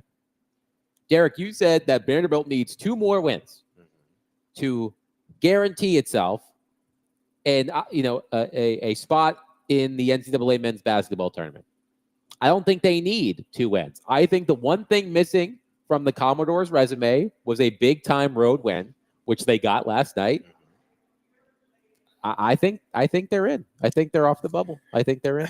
I know Willie hates hearing that. I know Willie but hates hearing that. That's what I'm saying. And I know that he would probably more than anyone like to see them get another win. Coach Willie wants another win, and I get it. But they beat number 12 Texas A&M. They beat number 24 Ole Miss. They beat Texas. They beat number 6. Well, they lost to Florida. They beat Kentucky. They beat number 6 Tennessee. They have some great wins on their resume. Some great wins, and for them, it's the best time. Why? Because the SEC is so deep in talent, and I'm not just talking about individuals. I'm talking about teams. And because they are so deep, this conference is so deep. When you get wins like this, you just like SEC football argues, listen, we just playing our conference and we should be, if we win 10, 11 games in our conference, we should be in the top 3 just because, or if we win 9 games in our conference, we should be number 5 just because our conference is so deep. That's the way they should feel about SEC basketball this year. Even though Vandy has the record that they have, and they may be on the bubble in your eyes, Willie, you would like to see another win. But this conference is so deep that their last couple of victories, to me, I think that sealed it last night. At least for me. That win last night on the road sealed it for me. Now, all right, they Coach can't. Willie. Now, even if they say they go out and they lose their last 2, against Arkansas. Well, you got Missouri. You would lose your last 4. Yeah, last 4. Because there's 3 more regular season games, and then you've got a game in theory. If you didn't get, quote, 1 more win, you would lose your last 4. That's where I'm going with my argument. Then you're back on the bubble, I think. Say if you lose 2 out of the 4, in the last one, obviously, in the SEC tournament. To me, it's about how you lose those games. Well, but if you get 2 more wins, then they're not on the bubble. Or if you say if you win 1 more. Win 1 more, I think it's about as much of a lock as you can be. One more win. To me, maybe it doesn't look good from the standpoint of, okay, your last 4 games, you went over. The last 4 games, the last we saw of you losing 4 games. Yeah, so because it's recency. From the optics, it looks bad. But if you look at the KenPom and everything else, they deserve to be in. Yeah, and that's the one thing about the net that is different than the previous way that you would score this, right? And this is what I think got hit right between the eyes with, because I do the research every year. And 2 years ago, I got so downtrodden. Of course, because I'm looking at it from a Vanderbilt perspective. I was so disappointed that the committee did not look closer at Vanderbilt because of what they had done in the latter portion of the season. And it looked to me like they just looked at the net, which was high compared to other bubble teams, and said, well, Vanderbilt, cross them off the list. They ignored all of the other metrics that Vanderbilt scored very high in. So this year, Vanderbilt is going to benefit from that because the SEC is so strong from top to bottom. You can't really have a bad loss, especially with the teams that Vanderbilt's going to play between now and the end of the season. So they may not need another win. And like you said, as long as they play well enough to not just ruin their ratings by getting blown out in all 4 games. But that having been said, like if at this point, don't give other teams who make a run late in the season a chance to even have an argument. get another win or two, and then you'll just be sitting back. You can have a big party over at the new Huber center, the Yep. Huber Center. They need Invite to everybody you. over. They need to invite you, Willie. Oh, I'll be there if I'm not out of town. But then you can celebrate. You know your name's going to come up there. Like that's the tough part. If you lose out, then all of a sudden you never know. Indiana wins 3 in a row. North Carolina makes a run. Somebody unexpectedly wins the Big 12 tournament. Then all of a sudden you're like, wait a minute. Everybody said we were in. Everybody said we're. I've seen it go the other way. So Coach Willie is saying, well, Coach Willie will say, hey, win all 4 of them. Yeah. You know, like keep playing. We'll keep playing like you did last night. You're going to win more than one. Yeah. Like that was an impressive win last night. It was a dogfight against a really, really hard-nosed competitive team. And Vanderbilt did not back down physically against the team that they will take you into the alley and beat you up. That is a Buzz Williams trademark, right? They are tough. Willie, before we get to Elliot Freeman, you told me before the show there was something that you wanted to get off your chest about this game. Well, look, I said it last week. The reviews are getting absolutely absurd. Is that Absurd. what took so long at the end of the game?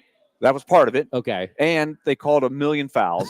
and Texas A&M was behind, and they were fouling. Yeah. They didn't play the, hey, there's a 30-second shot clock. Let's see if we can get some stops, and we'll hit some threes. They went old school of, as soon as the ball goes in, if we don't foul or get a trap, we're going to foul. Exactly. And let's make Vanderbilt make free throws. And they did. And so that it was crazy. It did take forever for that game to end. But they must have had 7 or 8 reviews. They had 2 in the first half. And it was my pet peeve. Oh, there was a little hard contact. Let's take a look and see if it's a flagrant foul. These referees are right there, looking right at the play. Uh-huh. So here's what happens in the first half. One of Texas A&M's tough players. He's a good player. He had a great game last night. He had 23 points. He is a handful. His Big name center? is his name is Payne. Yeah. What's his first name? Pharrell Payne. He makes a tough move, scores on Jalen Carey, and then tells him about it. Everybody saw it. Talking smack? Okay. So here comes Carey. He's a competitor. You know, that guy is a guy I don't want to meet in a dark. If there's an alley fight, that's a guy I want on my side. Carey. He is tough as well. So he goes up to Payne, who's a little bigger, and just gives him a hard shoulder shrug. Okay. A referee should see this is basketball. This is how the game is being called. This is how the game is being played. Foul on Carey? Yeah, sure. He's looking right at it. But he goes up, he sees exactly what happens. He calls a foul, and he immediately is like, oh, I can't wait to get over the monitor. Let me run over the monitor, and let's take a look at what happened. You just saw it. You're a referee. Make a call and stick by the call. Oh, we have to go see if there's flagrant contact. Oh, there was nothing in the head. There was no elbows. It was a shoulder shot to the chest. A statement in retaliation to the trash talk. Oh, no, but we got to slow the game down. Then we had another one right after that where a guy sets a screen. Devin McLaughlin busts through the screen. That's how I was taught to go through a screen. If you can't get around it, bust through it. Foul? Yeah, that's a foul. We got to go over to the monitor and see what happened. Oh, my gosh. Oh, let's take a look. Did the ball go out of bounds? All these. Just make a call. Keep the game moving. Let's get a challenge system. If you want to challenge something, do it. And then there were like 5 in the second half. Yeah, there was a lot. It was ridiculous. Make a call and stick to the call. Call a basketball game. There is contact. It's physical, especially the way Texas A&M plays. Yeah. Every time their point guard Well, Vandy plays physical too. Absolutely. Wade Taylor drove to the basket. Every time he went to the basket, contact, free throws. They called everything. But I give Vanderbilt a lot of credit. They managed the foul trouble. Their hero last night, Jaquelin Roberts, the one guy who stayed from last year to this year, the one scholarship guy who stayed, gave them big minutes when both McLaughlin and Carey had 4 fouls early in the second half. Clutch win for Vanderbilt. A lot of fun. There were a lot of really good college basketball games last night. And let me give you this. Belmont, big win last night. Belmont is one of 3 college programs to win 20 straight games, 15 consecutive years. D-Mace got one of them. Yeah. Gonzaga, Belmont. There's one other one that I never would have gotten. Who's that? Oregon. Oregon? Can you believe Oregon has won 20 games for 15 straight years? No, I can't. I would was- never They've have had guessed some that in a good- they've had million some years. good teams over the years. I but was wouldn't have said that. thinking more so of lower division teams. Yeah. In that regard. But Belmont, Yeah. very, very consistent. Yeah. Congratulations to them. Lipscomb's having a great year. Middle's having a great year.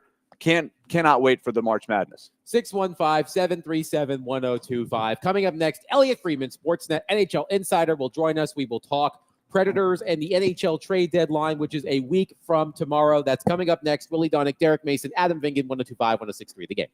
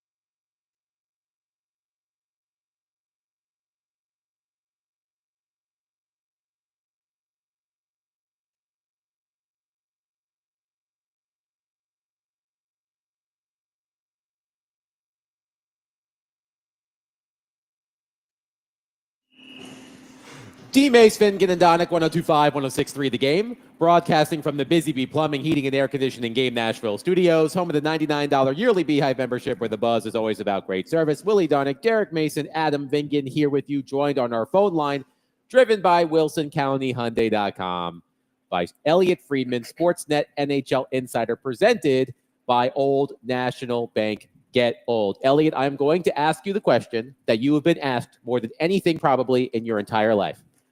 What are you hearing about the Nashville Predators as we approach the deadline a week from tomorrow?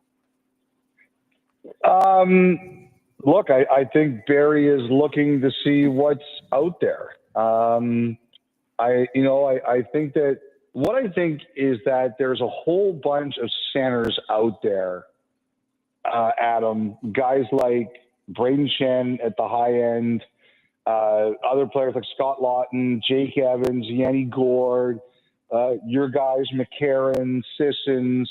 Some guys are rentals, some guys aren't. Teams kind of know what the possibilities are, what the prices are, who's going to cost what. And I think they're just waiting to figure out which one they want to go for and when they're ready to make their move. Like I said, I think there's a whole bunch of centers out there. I think you guys have a couple of them, and it just comes down to who decides to do what. So we've discussed the possibility of Michael McCarron being traded. He comes relatively cheap at $900,000 per season through next season. We've talked about Colton Sissons a little bit. Perhaps Barry Trotz testing the market on Colton Sissons, but we haven't seen his name on trade boards or anything like that. What do you think the market could be for a player like Colton Sissons? Well, I think that Sissons is he's a respected player. Obviously he isn't like an absolute superstar or anything like that, but people respect his game, and he plays a playoff kind of game, and he's versatile. He can play in a couple different places. He can play wing. He can play center. He's got a little bit of term there. He's got one more year, and the salary doesn't hurt you. Like, the one thing about his contract is, even though his cap hit is about just under $3 million, his cash really goes down next year. So those kinds of deals, which are what we call cash under cap, those are deals that people really like. So I think there's interest in him out there. I don't think the price would be incredibly high in terms of what people like. There's there's options out there right now. Like, that's the toughest thing for Nashville in this situation in terms of a return is there's a lot of players out there that are similar, and you can pick and choose based on the price that you want to pay. So I could see a situation where Barry Trotz might say, you know what, for what we think of Sissons, it might not be worth what we could get in return, and we just keep him. So I think that's one of the biggest challenges he will face, is that there's a lot of players out there who are somewhat similar, and the price, therefore, might not be very high. As you're putting together your big board of centers who could be available at the trade deadline, you had the report last month about Ryan O'Reilly, and that the Predators are going to treat Ryan O'Reilly as if though he has trade protection in his contract, although he does not have trade protection in his contract. Where would you slot Ryan O'Reilly on your big board in terms of desirable centers around the league? Well, I think people would love to have him. I would be shocked, Adam. I mean, I would be really surprised unless something has really changed that I don't know about.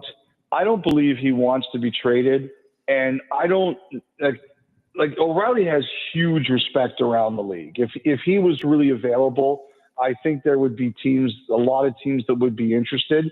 But what's interesting to me is you'd have to convince me that it was a situation he wanted to go to. I do think that if he wanted to go somewhere, somebody would probably say, okay, what's it going to take? And we'll work about getting it done. Like, that's how high I think he's thought of.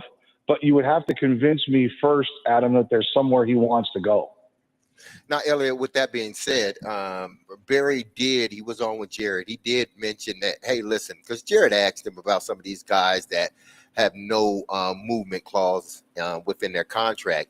And Barry said, yeah, basically, yeah, he would, go to a guy that had that in their contract and ask if he would waive it in this situation. And based upon your history at covering teams in situations like this, how many times does that truly work out where a guy waives his clause, there's not anything out there that the team wants, and then he comes back to that team that asked him to waive that clause? Does that typically work out for that player after that if he remains with the team? Usually what will happen, Derek, is you usually get situations where guys only are asked to do that in one of two situations. One is a team comes with a huge offer. And because what a lot of teams will say is, I'm not going to this guy unless you give me a reason. So if you actually give them a reason, they'll come there and they'll say, okay, we just got a trade we might actually want to make. How would you feel about it? And oftentimes they'll go to the agent first. And sometimes the player might say, okay. Other times the player might say, no chance. And in that situation, you can kind of smooth it over a bit by saying, look, we only came to you because we got an unbelievable offer. Now, I will say this, Derek, players, some of them get their back up about these kinds of things. Others, they handle it really well. The second case is when things are going really badly. And they say to them, if you don't, like this is what happened with Jacob Trouba and the Rangers this year. His play unfortunately fell. The Rangers were really unhappy with him. And they warned him that things were going to get worse if he didn't accept a trade somewhere. And eventually he agreed to go to the Ducks. So that is a more serious case. And in that situation, it's almost impossible to repair the relationship. But things have to be going really badly between a player and a team for it to get there. Like that situation in New York this year, that was like poison. That's how bad that was. Elliot Friedman is with us. So along those lines, Elliot, Barry Trotz made public on Tuesday with his weekly, second fiddle report that, you're the first fiddle. Trotzy would be the second fiddle. We should do a meme with you and Trotzy playing violins. Banjos. Yeah, at the Grand Ole Opry or something like that. Yeah. But he said he went to some of the top veterans and said, here's my plan. Are you in? And if you're not, just let me know and we can try to do something about that. Yeah. Have you heard a GM use that tactic before? What did you think of that strategy? Well, I have heard of it happening before. And I don't think it's necessarily a bad thing. And I'm sure that he probably went to the agents first, or at least they were probably aware of it. Like, I don't think Trotz is like I don't think Barry Trotz is a guy that's like a deceitful guy or a bad guy or anything like that. I think in that kind of a situation, he's simply trying to get a hold on, what everybody thinks. Because the way everybody signed last summer and the way where we are this year, it's very different, unfortunately, for the Predators. And, the last thing you want is you don't want players coming out and saying, this is not what I signed up for, because then it creates the impression that you're not communicating with them or they're not all in. So I don't have any problem with what he did there. I think it's probably a very smart play. As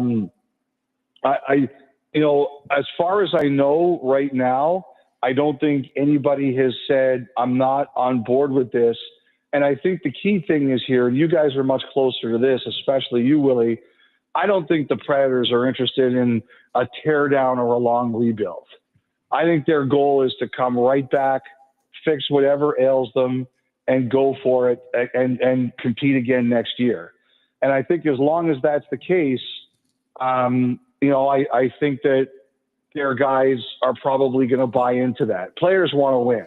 And I absolutely think that I think that that's the like. Do you guys have any reason to believe the Predators as an organization are thinking any differently?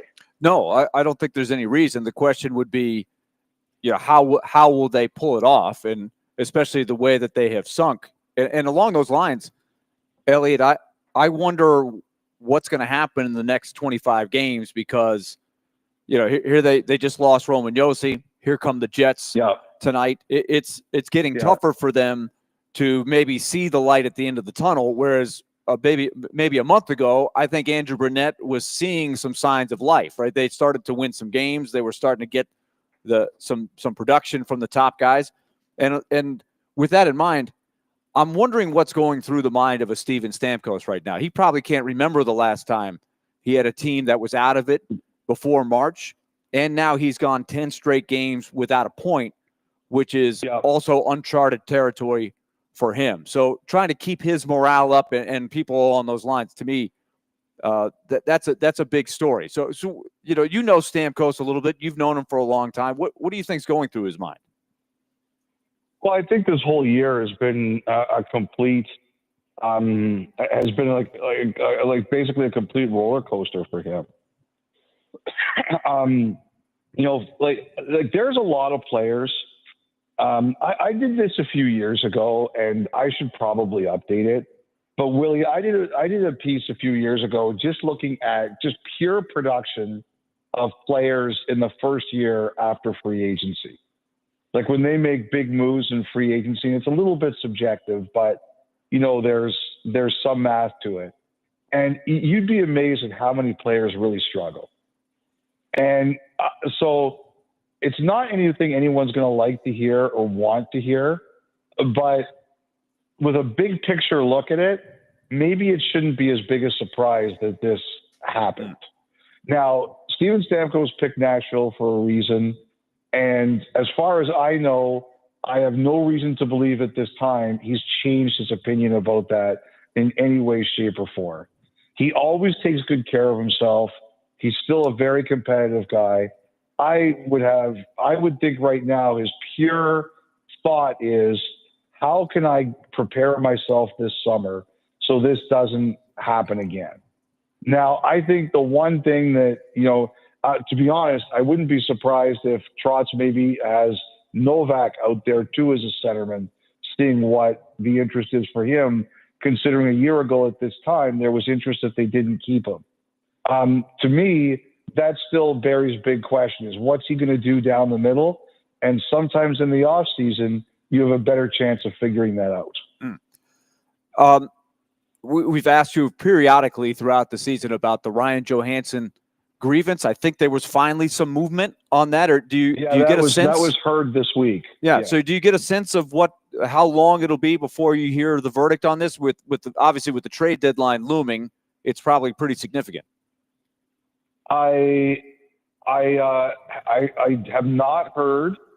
I have not heard when it'll be, but when you have a hearing, it's close. So I should check actually, because I can't remember if there's a deadline for after an arbitration is heard. I can't remember if there's a deadline for when a decision has to be rendered. Let's see if I can do two things at once and Google that while I'm talking to you. Okay. Multitasking. We all try to do that. In the meantime, let's discuss another center that you mentioned, because I would think that every team that's looking at centers would at least kick the can and do their research. But give me your thoughts on Casey Middlestat, why he's maybe dipped from last year to this year, and why the Avalanche might be looking to move on. And do you think that could be a guy that might be an upgrade from a Novak or the centers that the Predators currently have? I think he is available. Colorado, I think, has been a bit disappointed with him. Like, I think Casey Middlestad's a really talented guy, and Colorado had big hope for him. It's an interesting one. I would have to say that, guys. But they really wanted him to be like the number 2 center behind McKinnon. And they've been hurt a little bit. Like, Nichushkin was back for their game last night from injury, and they just look like a much different team when he's playing. Before, they were basically a one-line team, like McKinnon, Lehkonen, and Natchez were doing everything, and the other 3 lines were giving them nothing. And last night with Nichushkin, he had, I think, 5 shots. They're just a different team with him, and he makes them better. But I know they've been disappointed with him a little bit, and they were hoping he could pick up more of an offensive slack than he has. So with that in mind, I'm intrigued because he's only 26 and he's got 2 years left at a reasonable price. So if you had to sort of start the gauge of what would be the market for him, are you starting with the first round pick? Would you have to throw in a player? Certainly the Avalanche aren't trying to downgrade their current talent pool, right? They're trying to win. So you probably have to offer them somebody that could replace him. Yes, or I actually find sometimes it depends on what does Colorado want. Like, do they want another player or do they want a clear cap room? That's what it usually comes down to in that situation. You would expect that they would try to get the best young player or prospect that they can, or maybe it's a change of scenery deal. Like, maybe they traded a really good player to get him, Bowen Byram.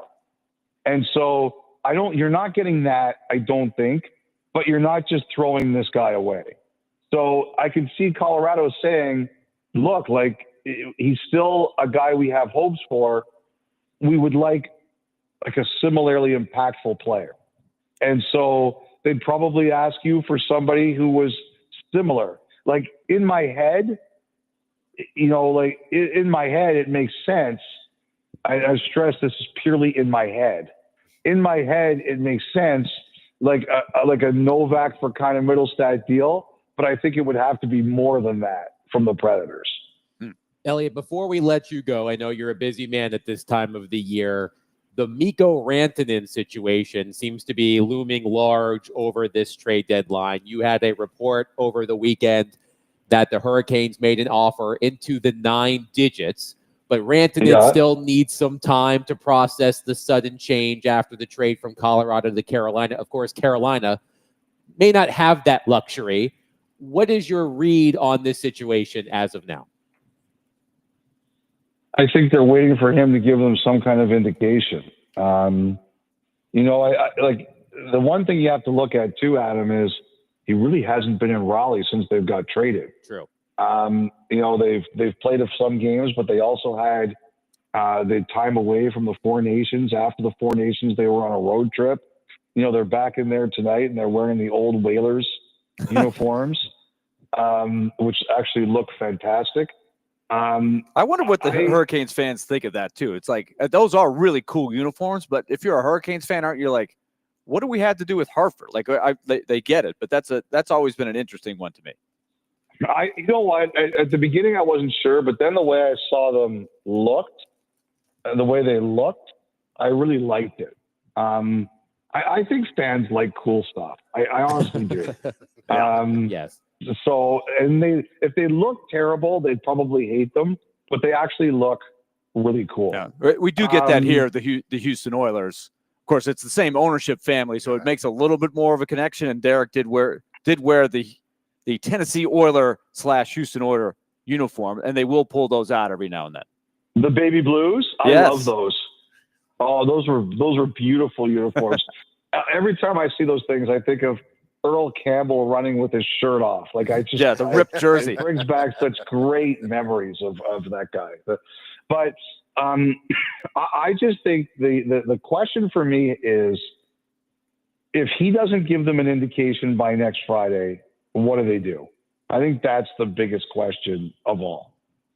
Elliot Friedman, Sportsnet NHL Insider, brought to you by Old National Bank. Get old, Elliot. Great stuff as always. We'll talk to you next week, one day out from the NHL trade deadline. All right, guys, take care. Elliot Friedman joining us on the program. 615-737-1025. Quickly, one piece of NFL news to pass along. According to Adam Schefter, the Chiefs have informed Trey Smith that he will be franchise tagged. That, according to Adam Schefter, the Chiefs have informed Pro Bowl guard Trey Smith that he will be franchise tagged. But coming up next, we will react to what Elliot had to say. We're also going to give Willie Donick an opportunity to respond to Joe Rexrode. We'll do that next. Willie Donick, Derek Mason, Adam Vingan, 1025, 1063, The Game.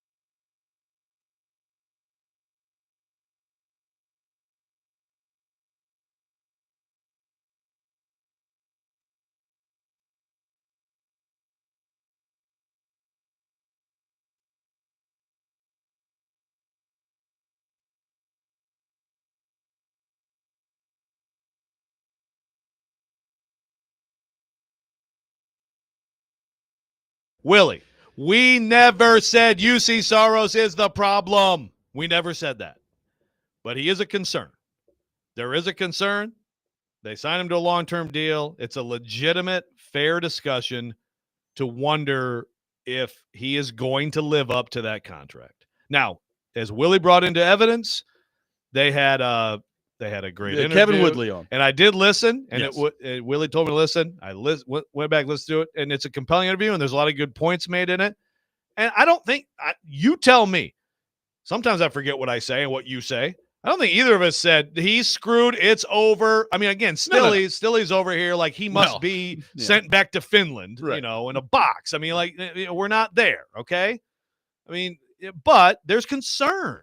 I mean, there is concern. It's legitimate. It's okay. And by saying there's concern is not saying UC Saros is the biggest problem. He's the worst goalie in the league, et cetera, et cetera. That's not what we're saying. So again, there's plenty of discussion that can happen back and forth. And honestly, when it comes down to it, all of us are going to sit here and we're going to see. Yeah. We're going to sit here. We're going to find out. But Willie pointed out, he had a great game the other day. And He did. Yes, it's so bad. It gets interesting when you talk about things being so bad around him as they are. And so then you get into, again, the goals, saves by expected, all that stuff, and how legitimate are those stats. And a very good thing that we've brought up before that's a real life example for us is that Kevin Lankinen's underlying numbers per the metrics people in this league were terrible. And the Preds signed, and we said, really? And then he came in and he was good. Yeah. So I trust that these teams have better data than we do. No question. Schoolyard bash. Schoolyard bash. Schoolyard bash. Schoolyard bash. Apparently, Rexroad said, Willie almost beat me up in the parking lot at the station. I did accost Joe in the parking Was lot. it the same type of accosting that Jordan Schultz and Ian Rappaport allegedly No, had? Did you get up in his face? Did you grab his arm a little? No. What did you do? I didn't. I didn't. But it was funny. I had texted him the interview because I knew he and Robbie had talked about this quote, concern. So I will start this by saying, name me a Predator that is not a concern. It's all relative, right? But who always gets more attention? The quarterback and the goalie. The pitcher, Yes. Right. the goalie. They, especially the quarterback and the goalie, to me, they are along the same lines of too much credit, too much blame. Yeah. So when I gave them that interview with Woodley, to me, that was a good eye-opening thing that tries to put into context how much is on the goalie and how much is happening in front of him to make his job very tough. And I have always started the conversation with this. UC Saros has not had a great year. And he has had, if you really kind of shave it down the middle of specifics, it's from about December 15th until the league stopped playing. And Adam, you did a really good job of talking about what happened there. In that, can I blame everything on the poor defensive environment that he's in? No, I think UC Saros would tell you he wasn't in the groove. So he hasn't had his best year. But when we're talking about concern, and Robbie and Joe always, and this goes back, we had this debate of the Avengers and everything. Yeah. Should they sign Saros or should they trade him? They were in the boat of don't sign him to long term.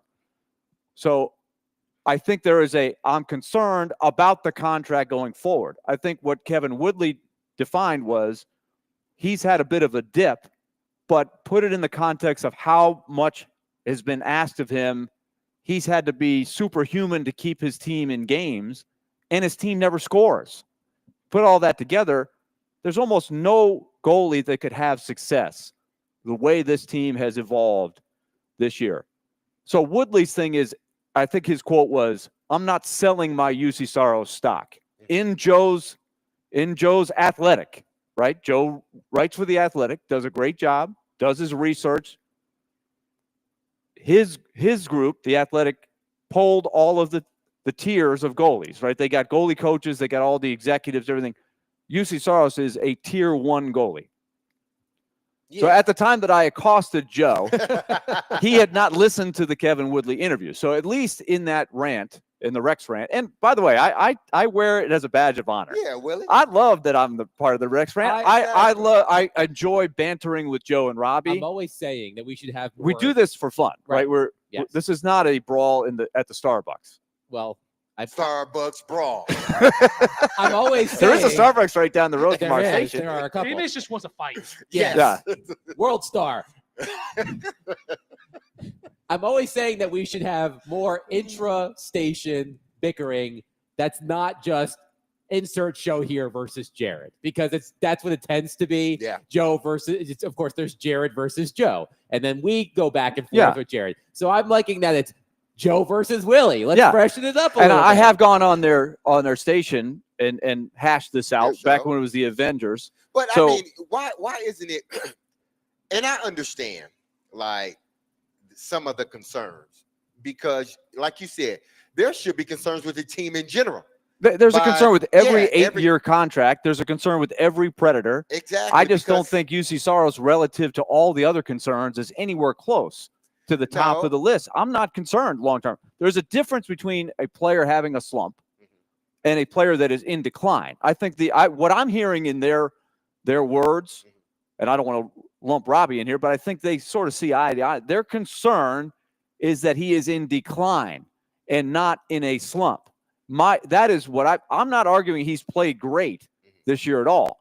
I just think he is dipping as the team around him is collapsing. look And at I it think from he the- is not a goal. That's very No. different than his skill set is declining. That's what Woodley, I think, points out in his interview, which is why I wanted Joe to listen to the interview. Well, I look at it as from the term from a term when you're talking about quarterbacks. If you sign a quarterback to a big deal, and you go out and get players around them, mainly the offensive line, and you're paying those guys too, but for some reason those guys are not playing well at all up front, or 2 out of 5 or 3 out of 5 aren't playing well, which is going to affect the quarterback in turn. You're not going to say, well, the quarterback, just because he got this contract, he's diminishing as a player. No, he's not having the greatest season, but what hurts him as well is the guys up front that are not blocking for him. UC has shown he's a top tier goalie, but because he's not getting the support in front of him, while he's having a not good season, that not good season is also magnified because the guys in front are not playing well either. So let's do this by percentages. Say if my career up until this point has been a 95, and then all of a sudden I dip to a 90 or an 87, and the guys in front of me aren't playing well, does that mean that I am diminishing as a player, or does it mean that I'm doing all I can? Am I playing my best? No, but the guys in front of me aren't helping me either. Right. Okay. There's So, only so much that I can do. Adam, let me just hit you with a couple of quick yes or no's, Sure. ranking the concerns. Let's make a list of concerns for the Predators. Okay. What's a bigger concern long term for next year, the year after, as Barry Trotz looks towards the trade deadline? Bigger concern. Center. Okay, let's start with that one. All right. Huge concern. Is UC Saros a bigger concern, or is their lack of center production a bigger concern? What's bigger? It's no brainer. The center production. Yes. What's a bigger concern? UC Saros and his long-term production, or Luke Evangelista's sophomore slump? In that, I mean, I would put more stock in UC Saros there, because you would hope that Luke Evangelista would be part of the solution. Well, but I'm saying, what's a bigger concern? Luke Evangelista has had a huge drop-off from last year and the year before, where he had a taste of it, to what he's done this year. I would kind of put that at the push, to be honest with you. Okay. What's a bigger concern?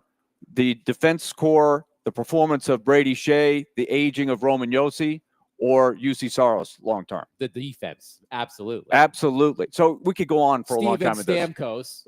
There you go. The Steven Stamkos, his lack of production, or UC Saros long term? Steven Stamkos.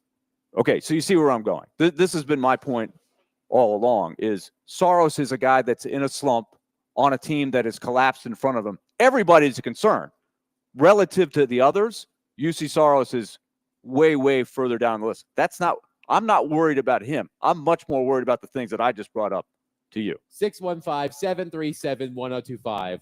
We'll wrap up the show next with some interesting Titans news that I'm not sure people are going to like. And we'll get to that next. Willie Donick, Derek Mason, Adam Vingan, 1025, 1063, the game.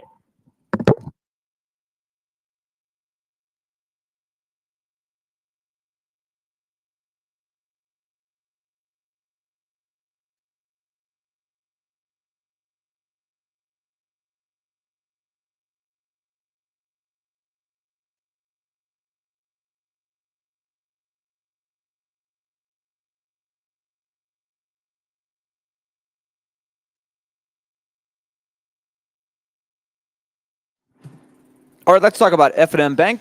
Tomorrow will be the next round of Take It to the Bank. Fridays at 1:45. Brought to you by F&M Bank. Banking made easy on purpose. They have a lot of tools to help do just that for you. Your business means more to them. Regardless of whether you're a young person trying to find ways to save money like the Smart Swipe debit card, or a small business owner that needs a good relationship with a bank for business-to-business loans and other things to help your business succeed, or anywhere else on the spectrum, they can help you. F&M Bank, banking made easy on purpose.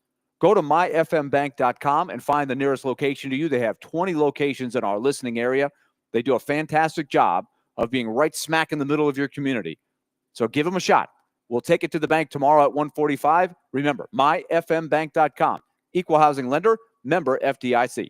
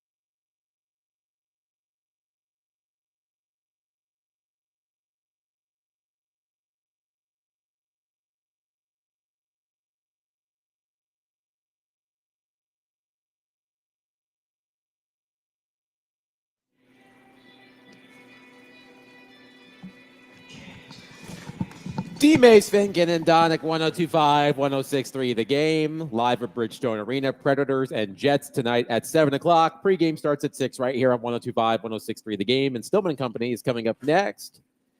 But before we do, a headline from TitansOnline.com from our good old friend, Jim Wyatt. From the NFL Combine, Titans say quarterback Mason Rudolph under consideration for a return to the team in 2025. Man, please don't do that. Here's the quote. So this is from Jim, the first part. Here at the NFL Combine, I asked both Borgonzi and Callahan about Rudolph and their interest in re-signing him in some capacity. Quote, Mason is certainly under consideration, Callahan said. Mason was a really quality player for us, especially the importance of that position, the second quarterback, being able to manage part of the room, perform. I was really pleased with Mason. I would welcome him back if that was the right fit. I'm okay with him saying whatever he wants to say. I think you're trying to throw all kinds of things into the water just to keep everybody busy. I think that would be a very tough sell if you're trying to sell tickets, right? Yeah. But again, what's your goal? I don't think it's a crazy thing if you're the Titans to, I don't want to say punt or tank, but would it be the worst thing if they're picking in the top 3 again a year from now? That's It'd be worse thing for what Brian is the Callahan. Well, you can't worry about that. If you're Mike Borgonzi, et cetera, like I get it with Callahan. We've talked about that. But how are you going to what's the quickest pathway to build your roster back up? It might be to pick in the top 5 next year. And you get a professional quarterback who, like you said, runs the offense. He can run the offense. Listen, I get it. But doesn't matter who your quarterback. Fill in the blank with your quarterback. You're going to be hard pressed to win more than 6 or 7 games. So is it better to win 6 or 7, or is it better to win 4 or 5, and pick high again? If that's your goal, right? Now, if you're going to go tell me we're going to try to win, okay, then probably that's not Mason Rudolph is not the answer. Listen, but what's the end game? Whether I'm winning or I'm losing, I don't want Mason Rudolph nowhere near my center. You just want somebody different, no matter who it is, a live body. Because here's the thing. That position for this team is critical, and for every other team is critical. But for this team, for this reason, you're going to further lose your fan base. I know there are people out there saying, "Oh, just tank again, just throw anybody back there, and let's lose again, and let's get Manning, let's get him, let's set ourselves." I get all that, but there are a lot of people that don't feel that way, and if you continue to lose and you lose in boring fashion, like they did last year, you're gonna lose your fan base even more. It's gonna be harder to get them back in, especially when prices are going up. If you are still going to, I would rather have Jameis Winston as my quarterback. And I've said this before. Right, because it would be more interesting. It would be more interesting. We still may end up winning 4 games, but at the end of the day, you're in the entertainment business. Yes, I guarantee you this. Yeah. We're going to average 25 points a game. We may lose 28 to 25. Yeah. But I'm scoring. The fans are going to come into the stadium. Why? Because they know we're going to put up points. That's all I'm about. You got to allow this. You got to make sure you do what you can to keep your fan base in those seats. Because once they leave, it's going to, and again, they're building that new stadium. I grant you. The Mason Rudolph doesn't it sells no hope. Well it doesn't sell nobody. If you say, even if you bring in somebody Mason Rudolph caliber, it can't be Mason Rudolph today. You got to go. You got to go with somebody else. I see. Just because it's the shiny new toy. What about gives Mason you more hope. Rudolph with a mustache in disguise? Yeah. Mason, maybe the dark brim glasses, big nose, and mustache. Mason Rudolph. Yes. Mason. This is Mason Rudolph. Mason Rudolph. This ain't Mason Rudolph. Yes. Mason Rudolph. You mean Jason Rudolph? This is Jason Rudolph. Yeah. Well, no, I get it. But I think if the tactic is, look, let's present all possibilities to all questions, just so nobody can really maybe hone in to what our real plan is. That happens all the time now. Willie, quickly before we end our show, as people know, we have been making a list of banned words and phrases on our program. We've banned the adjective generational. Yes. We've banned the phrase checks off all the boxes or Yes, any yes. derivative of checks off all the boxes. We've banned the word convicted after the spirited argument that you two had last week, Yes. following up on It Robbie doesn't take Sandler. much to cancel words for No, it does not. phrases. The list But- is growing. But you said you had one you wanted to I've got offer. one to bring to the table that I'm hearing a lot on broadcasts of games. I'm hearing a lot on talk shows on TV, on radio, and I'm seeing it in print a lot on the feeds of the social media. Right, it's the running gag. So I'm saying we've hit the limit on this. We've got to move on to a different phrase. Okay. I nominate that wasn't on my bingo card as a phrase that needs to be retired for a while. They've been using Okay. that forever, haven't they?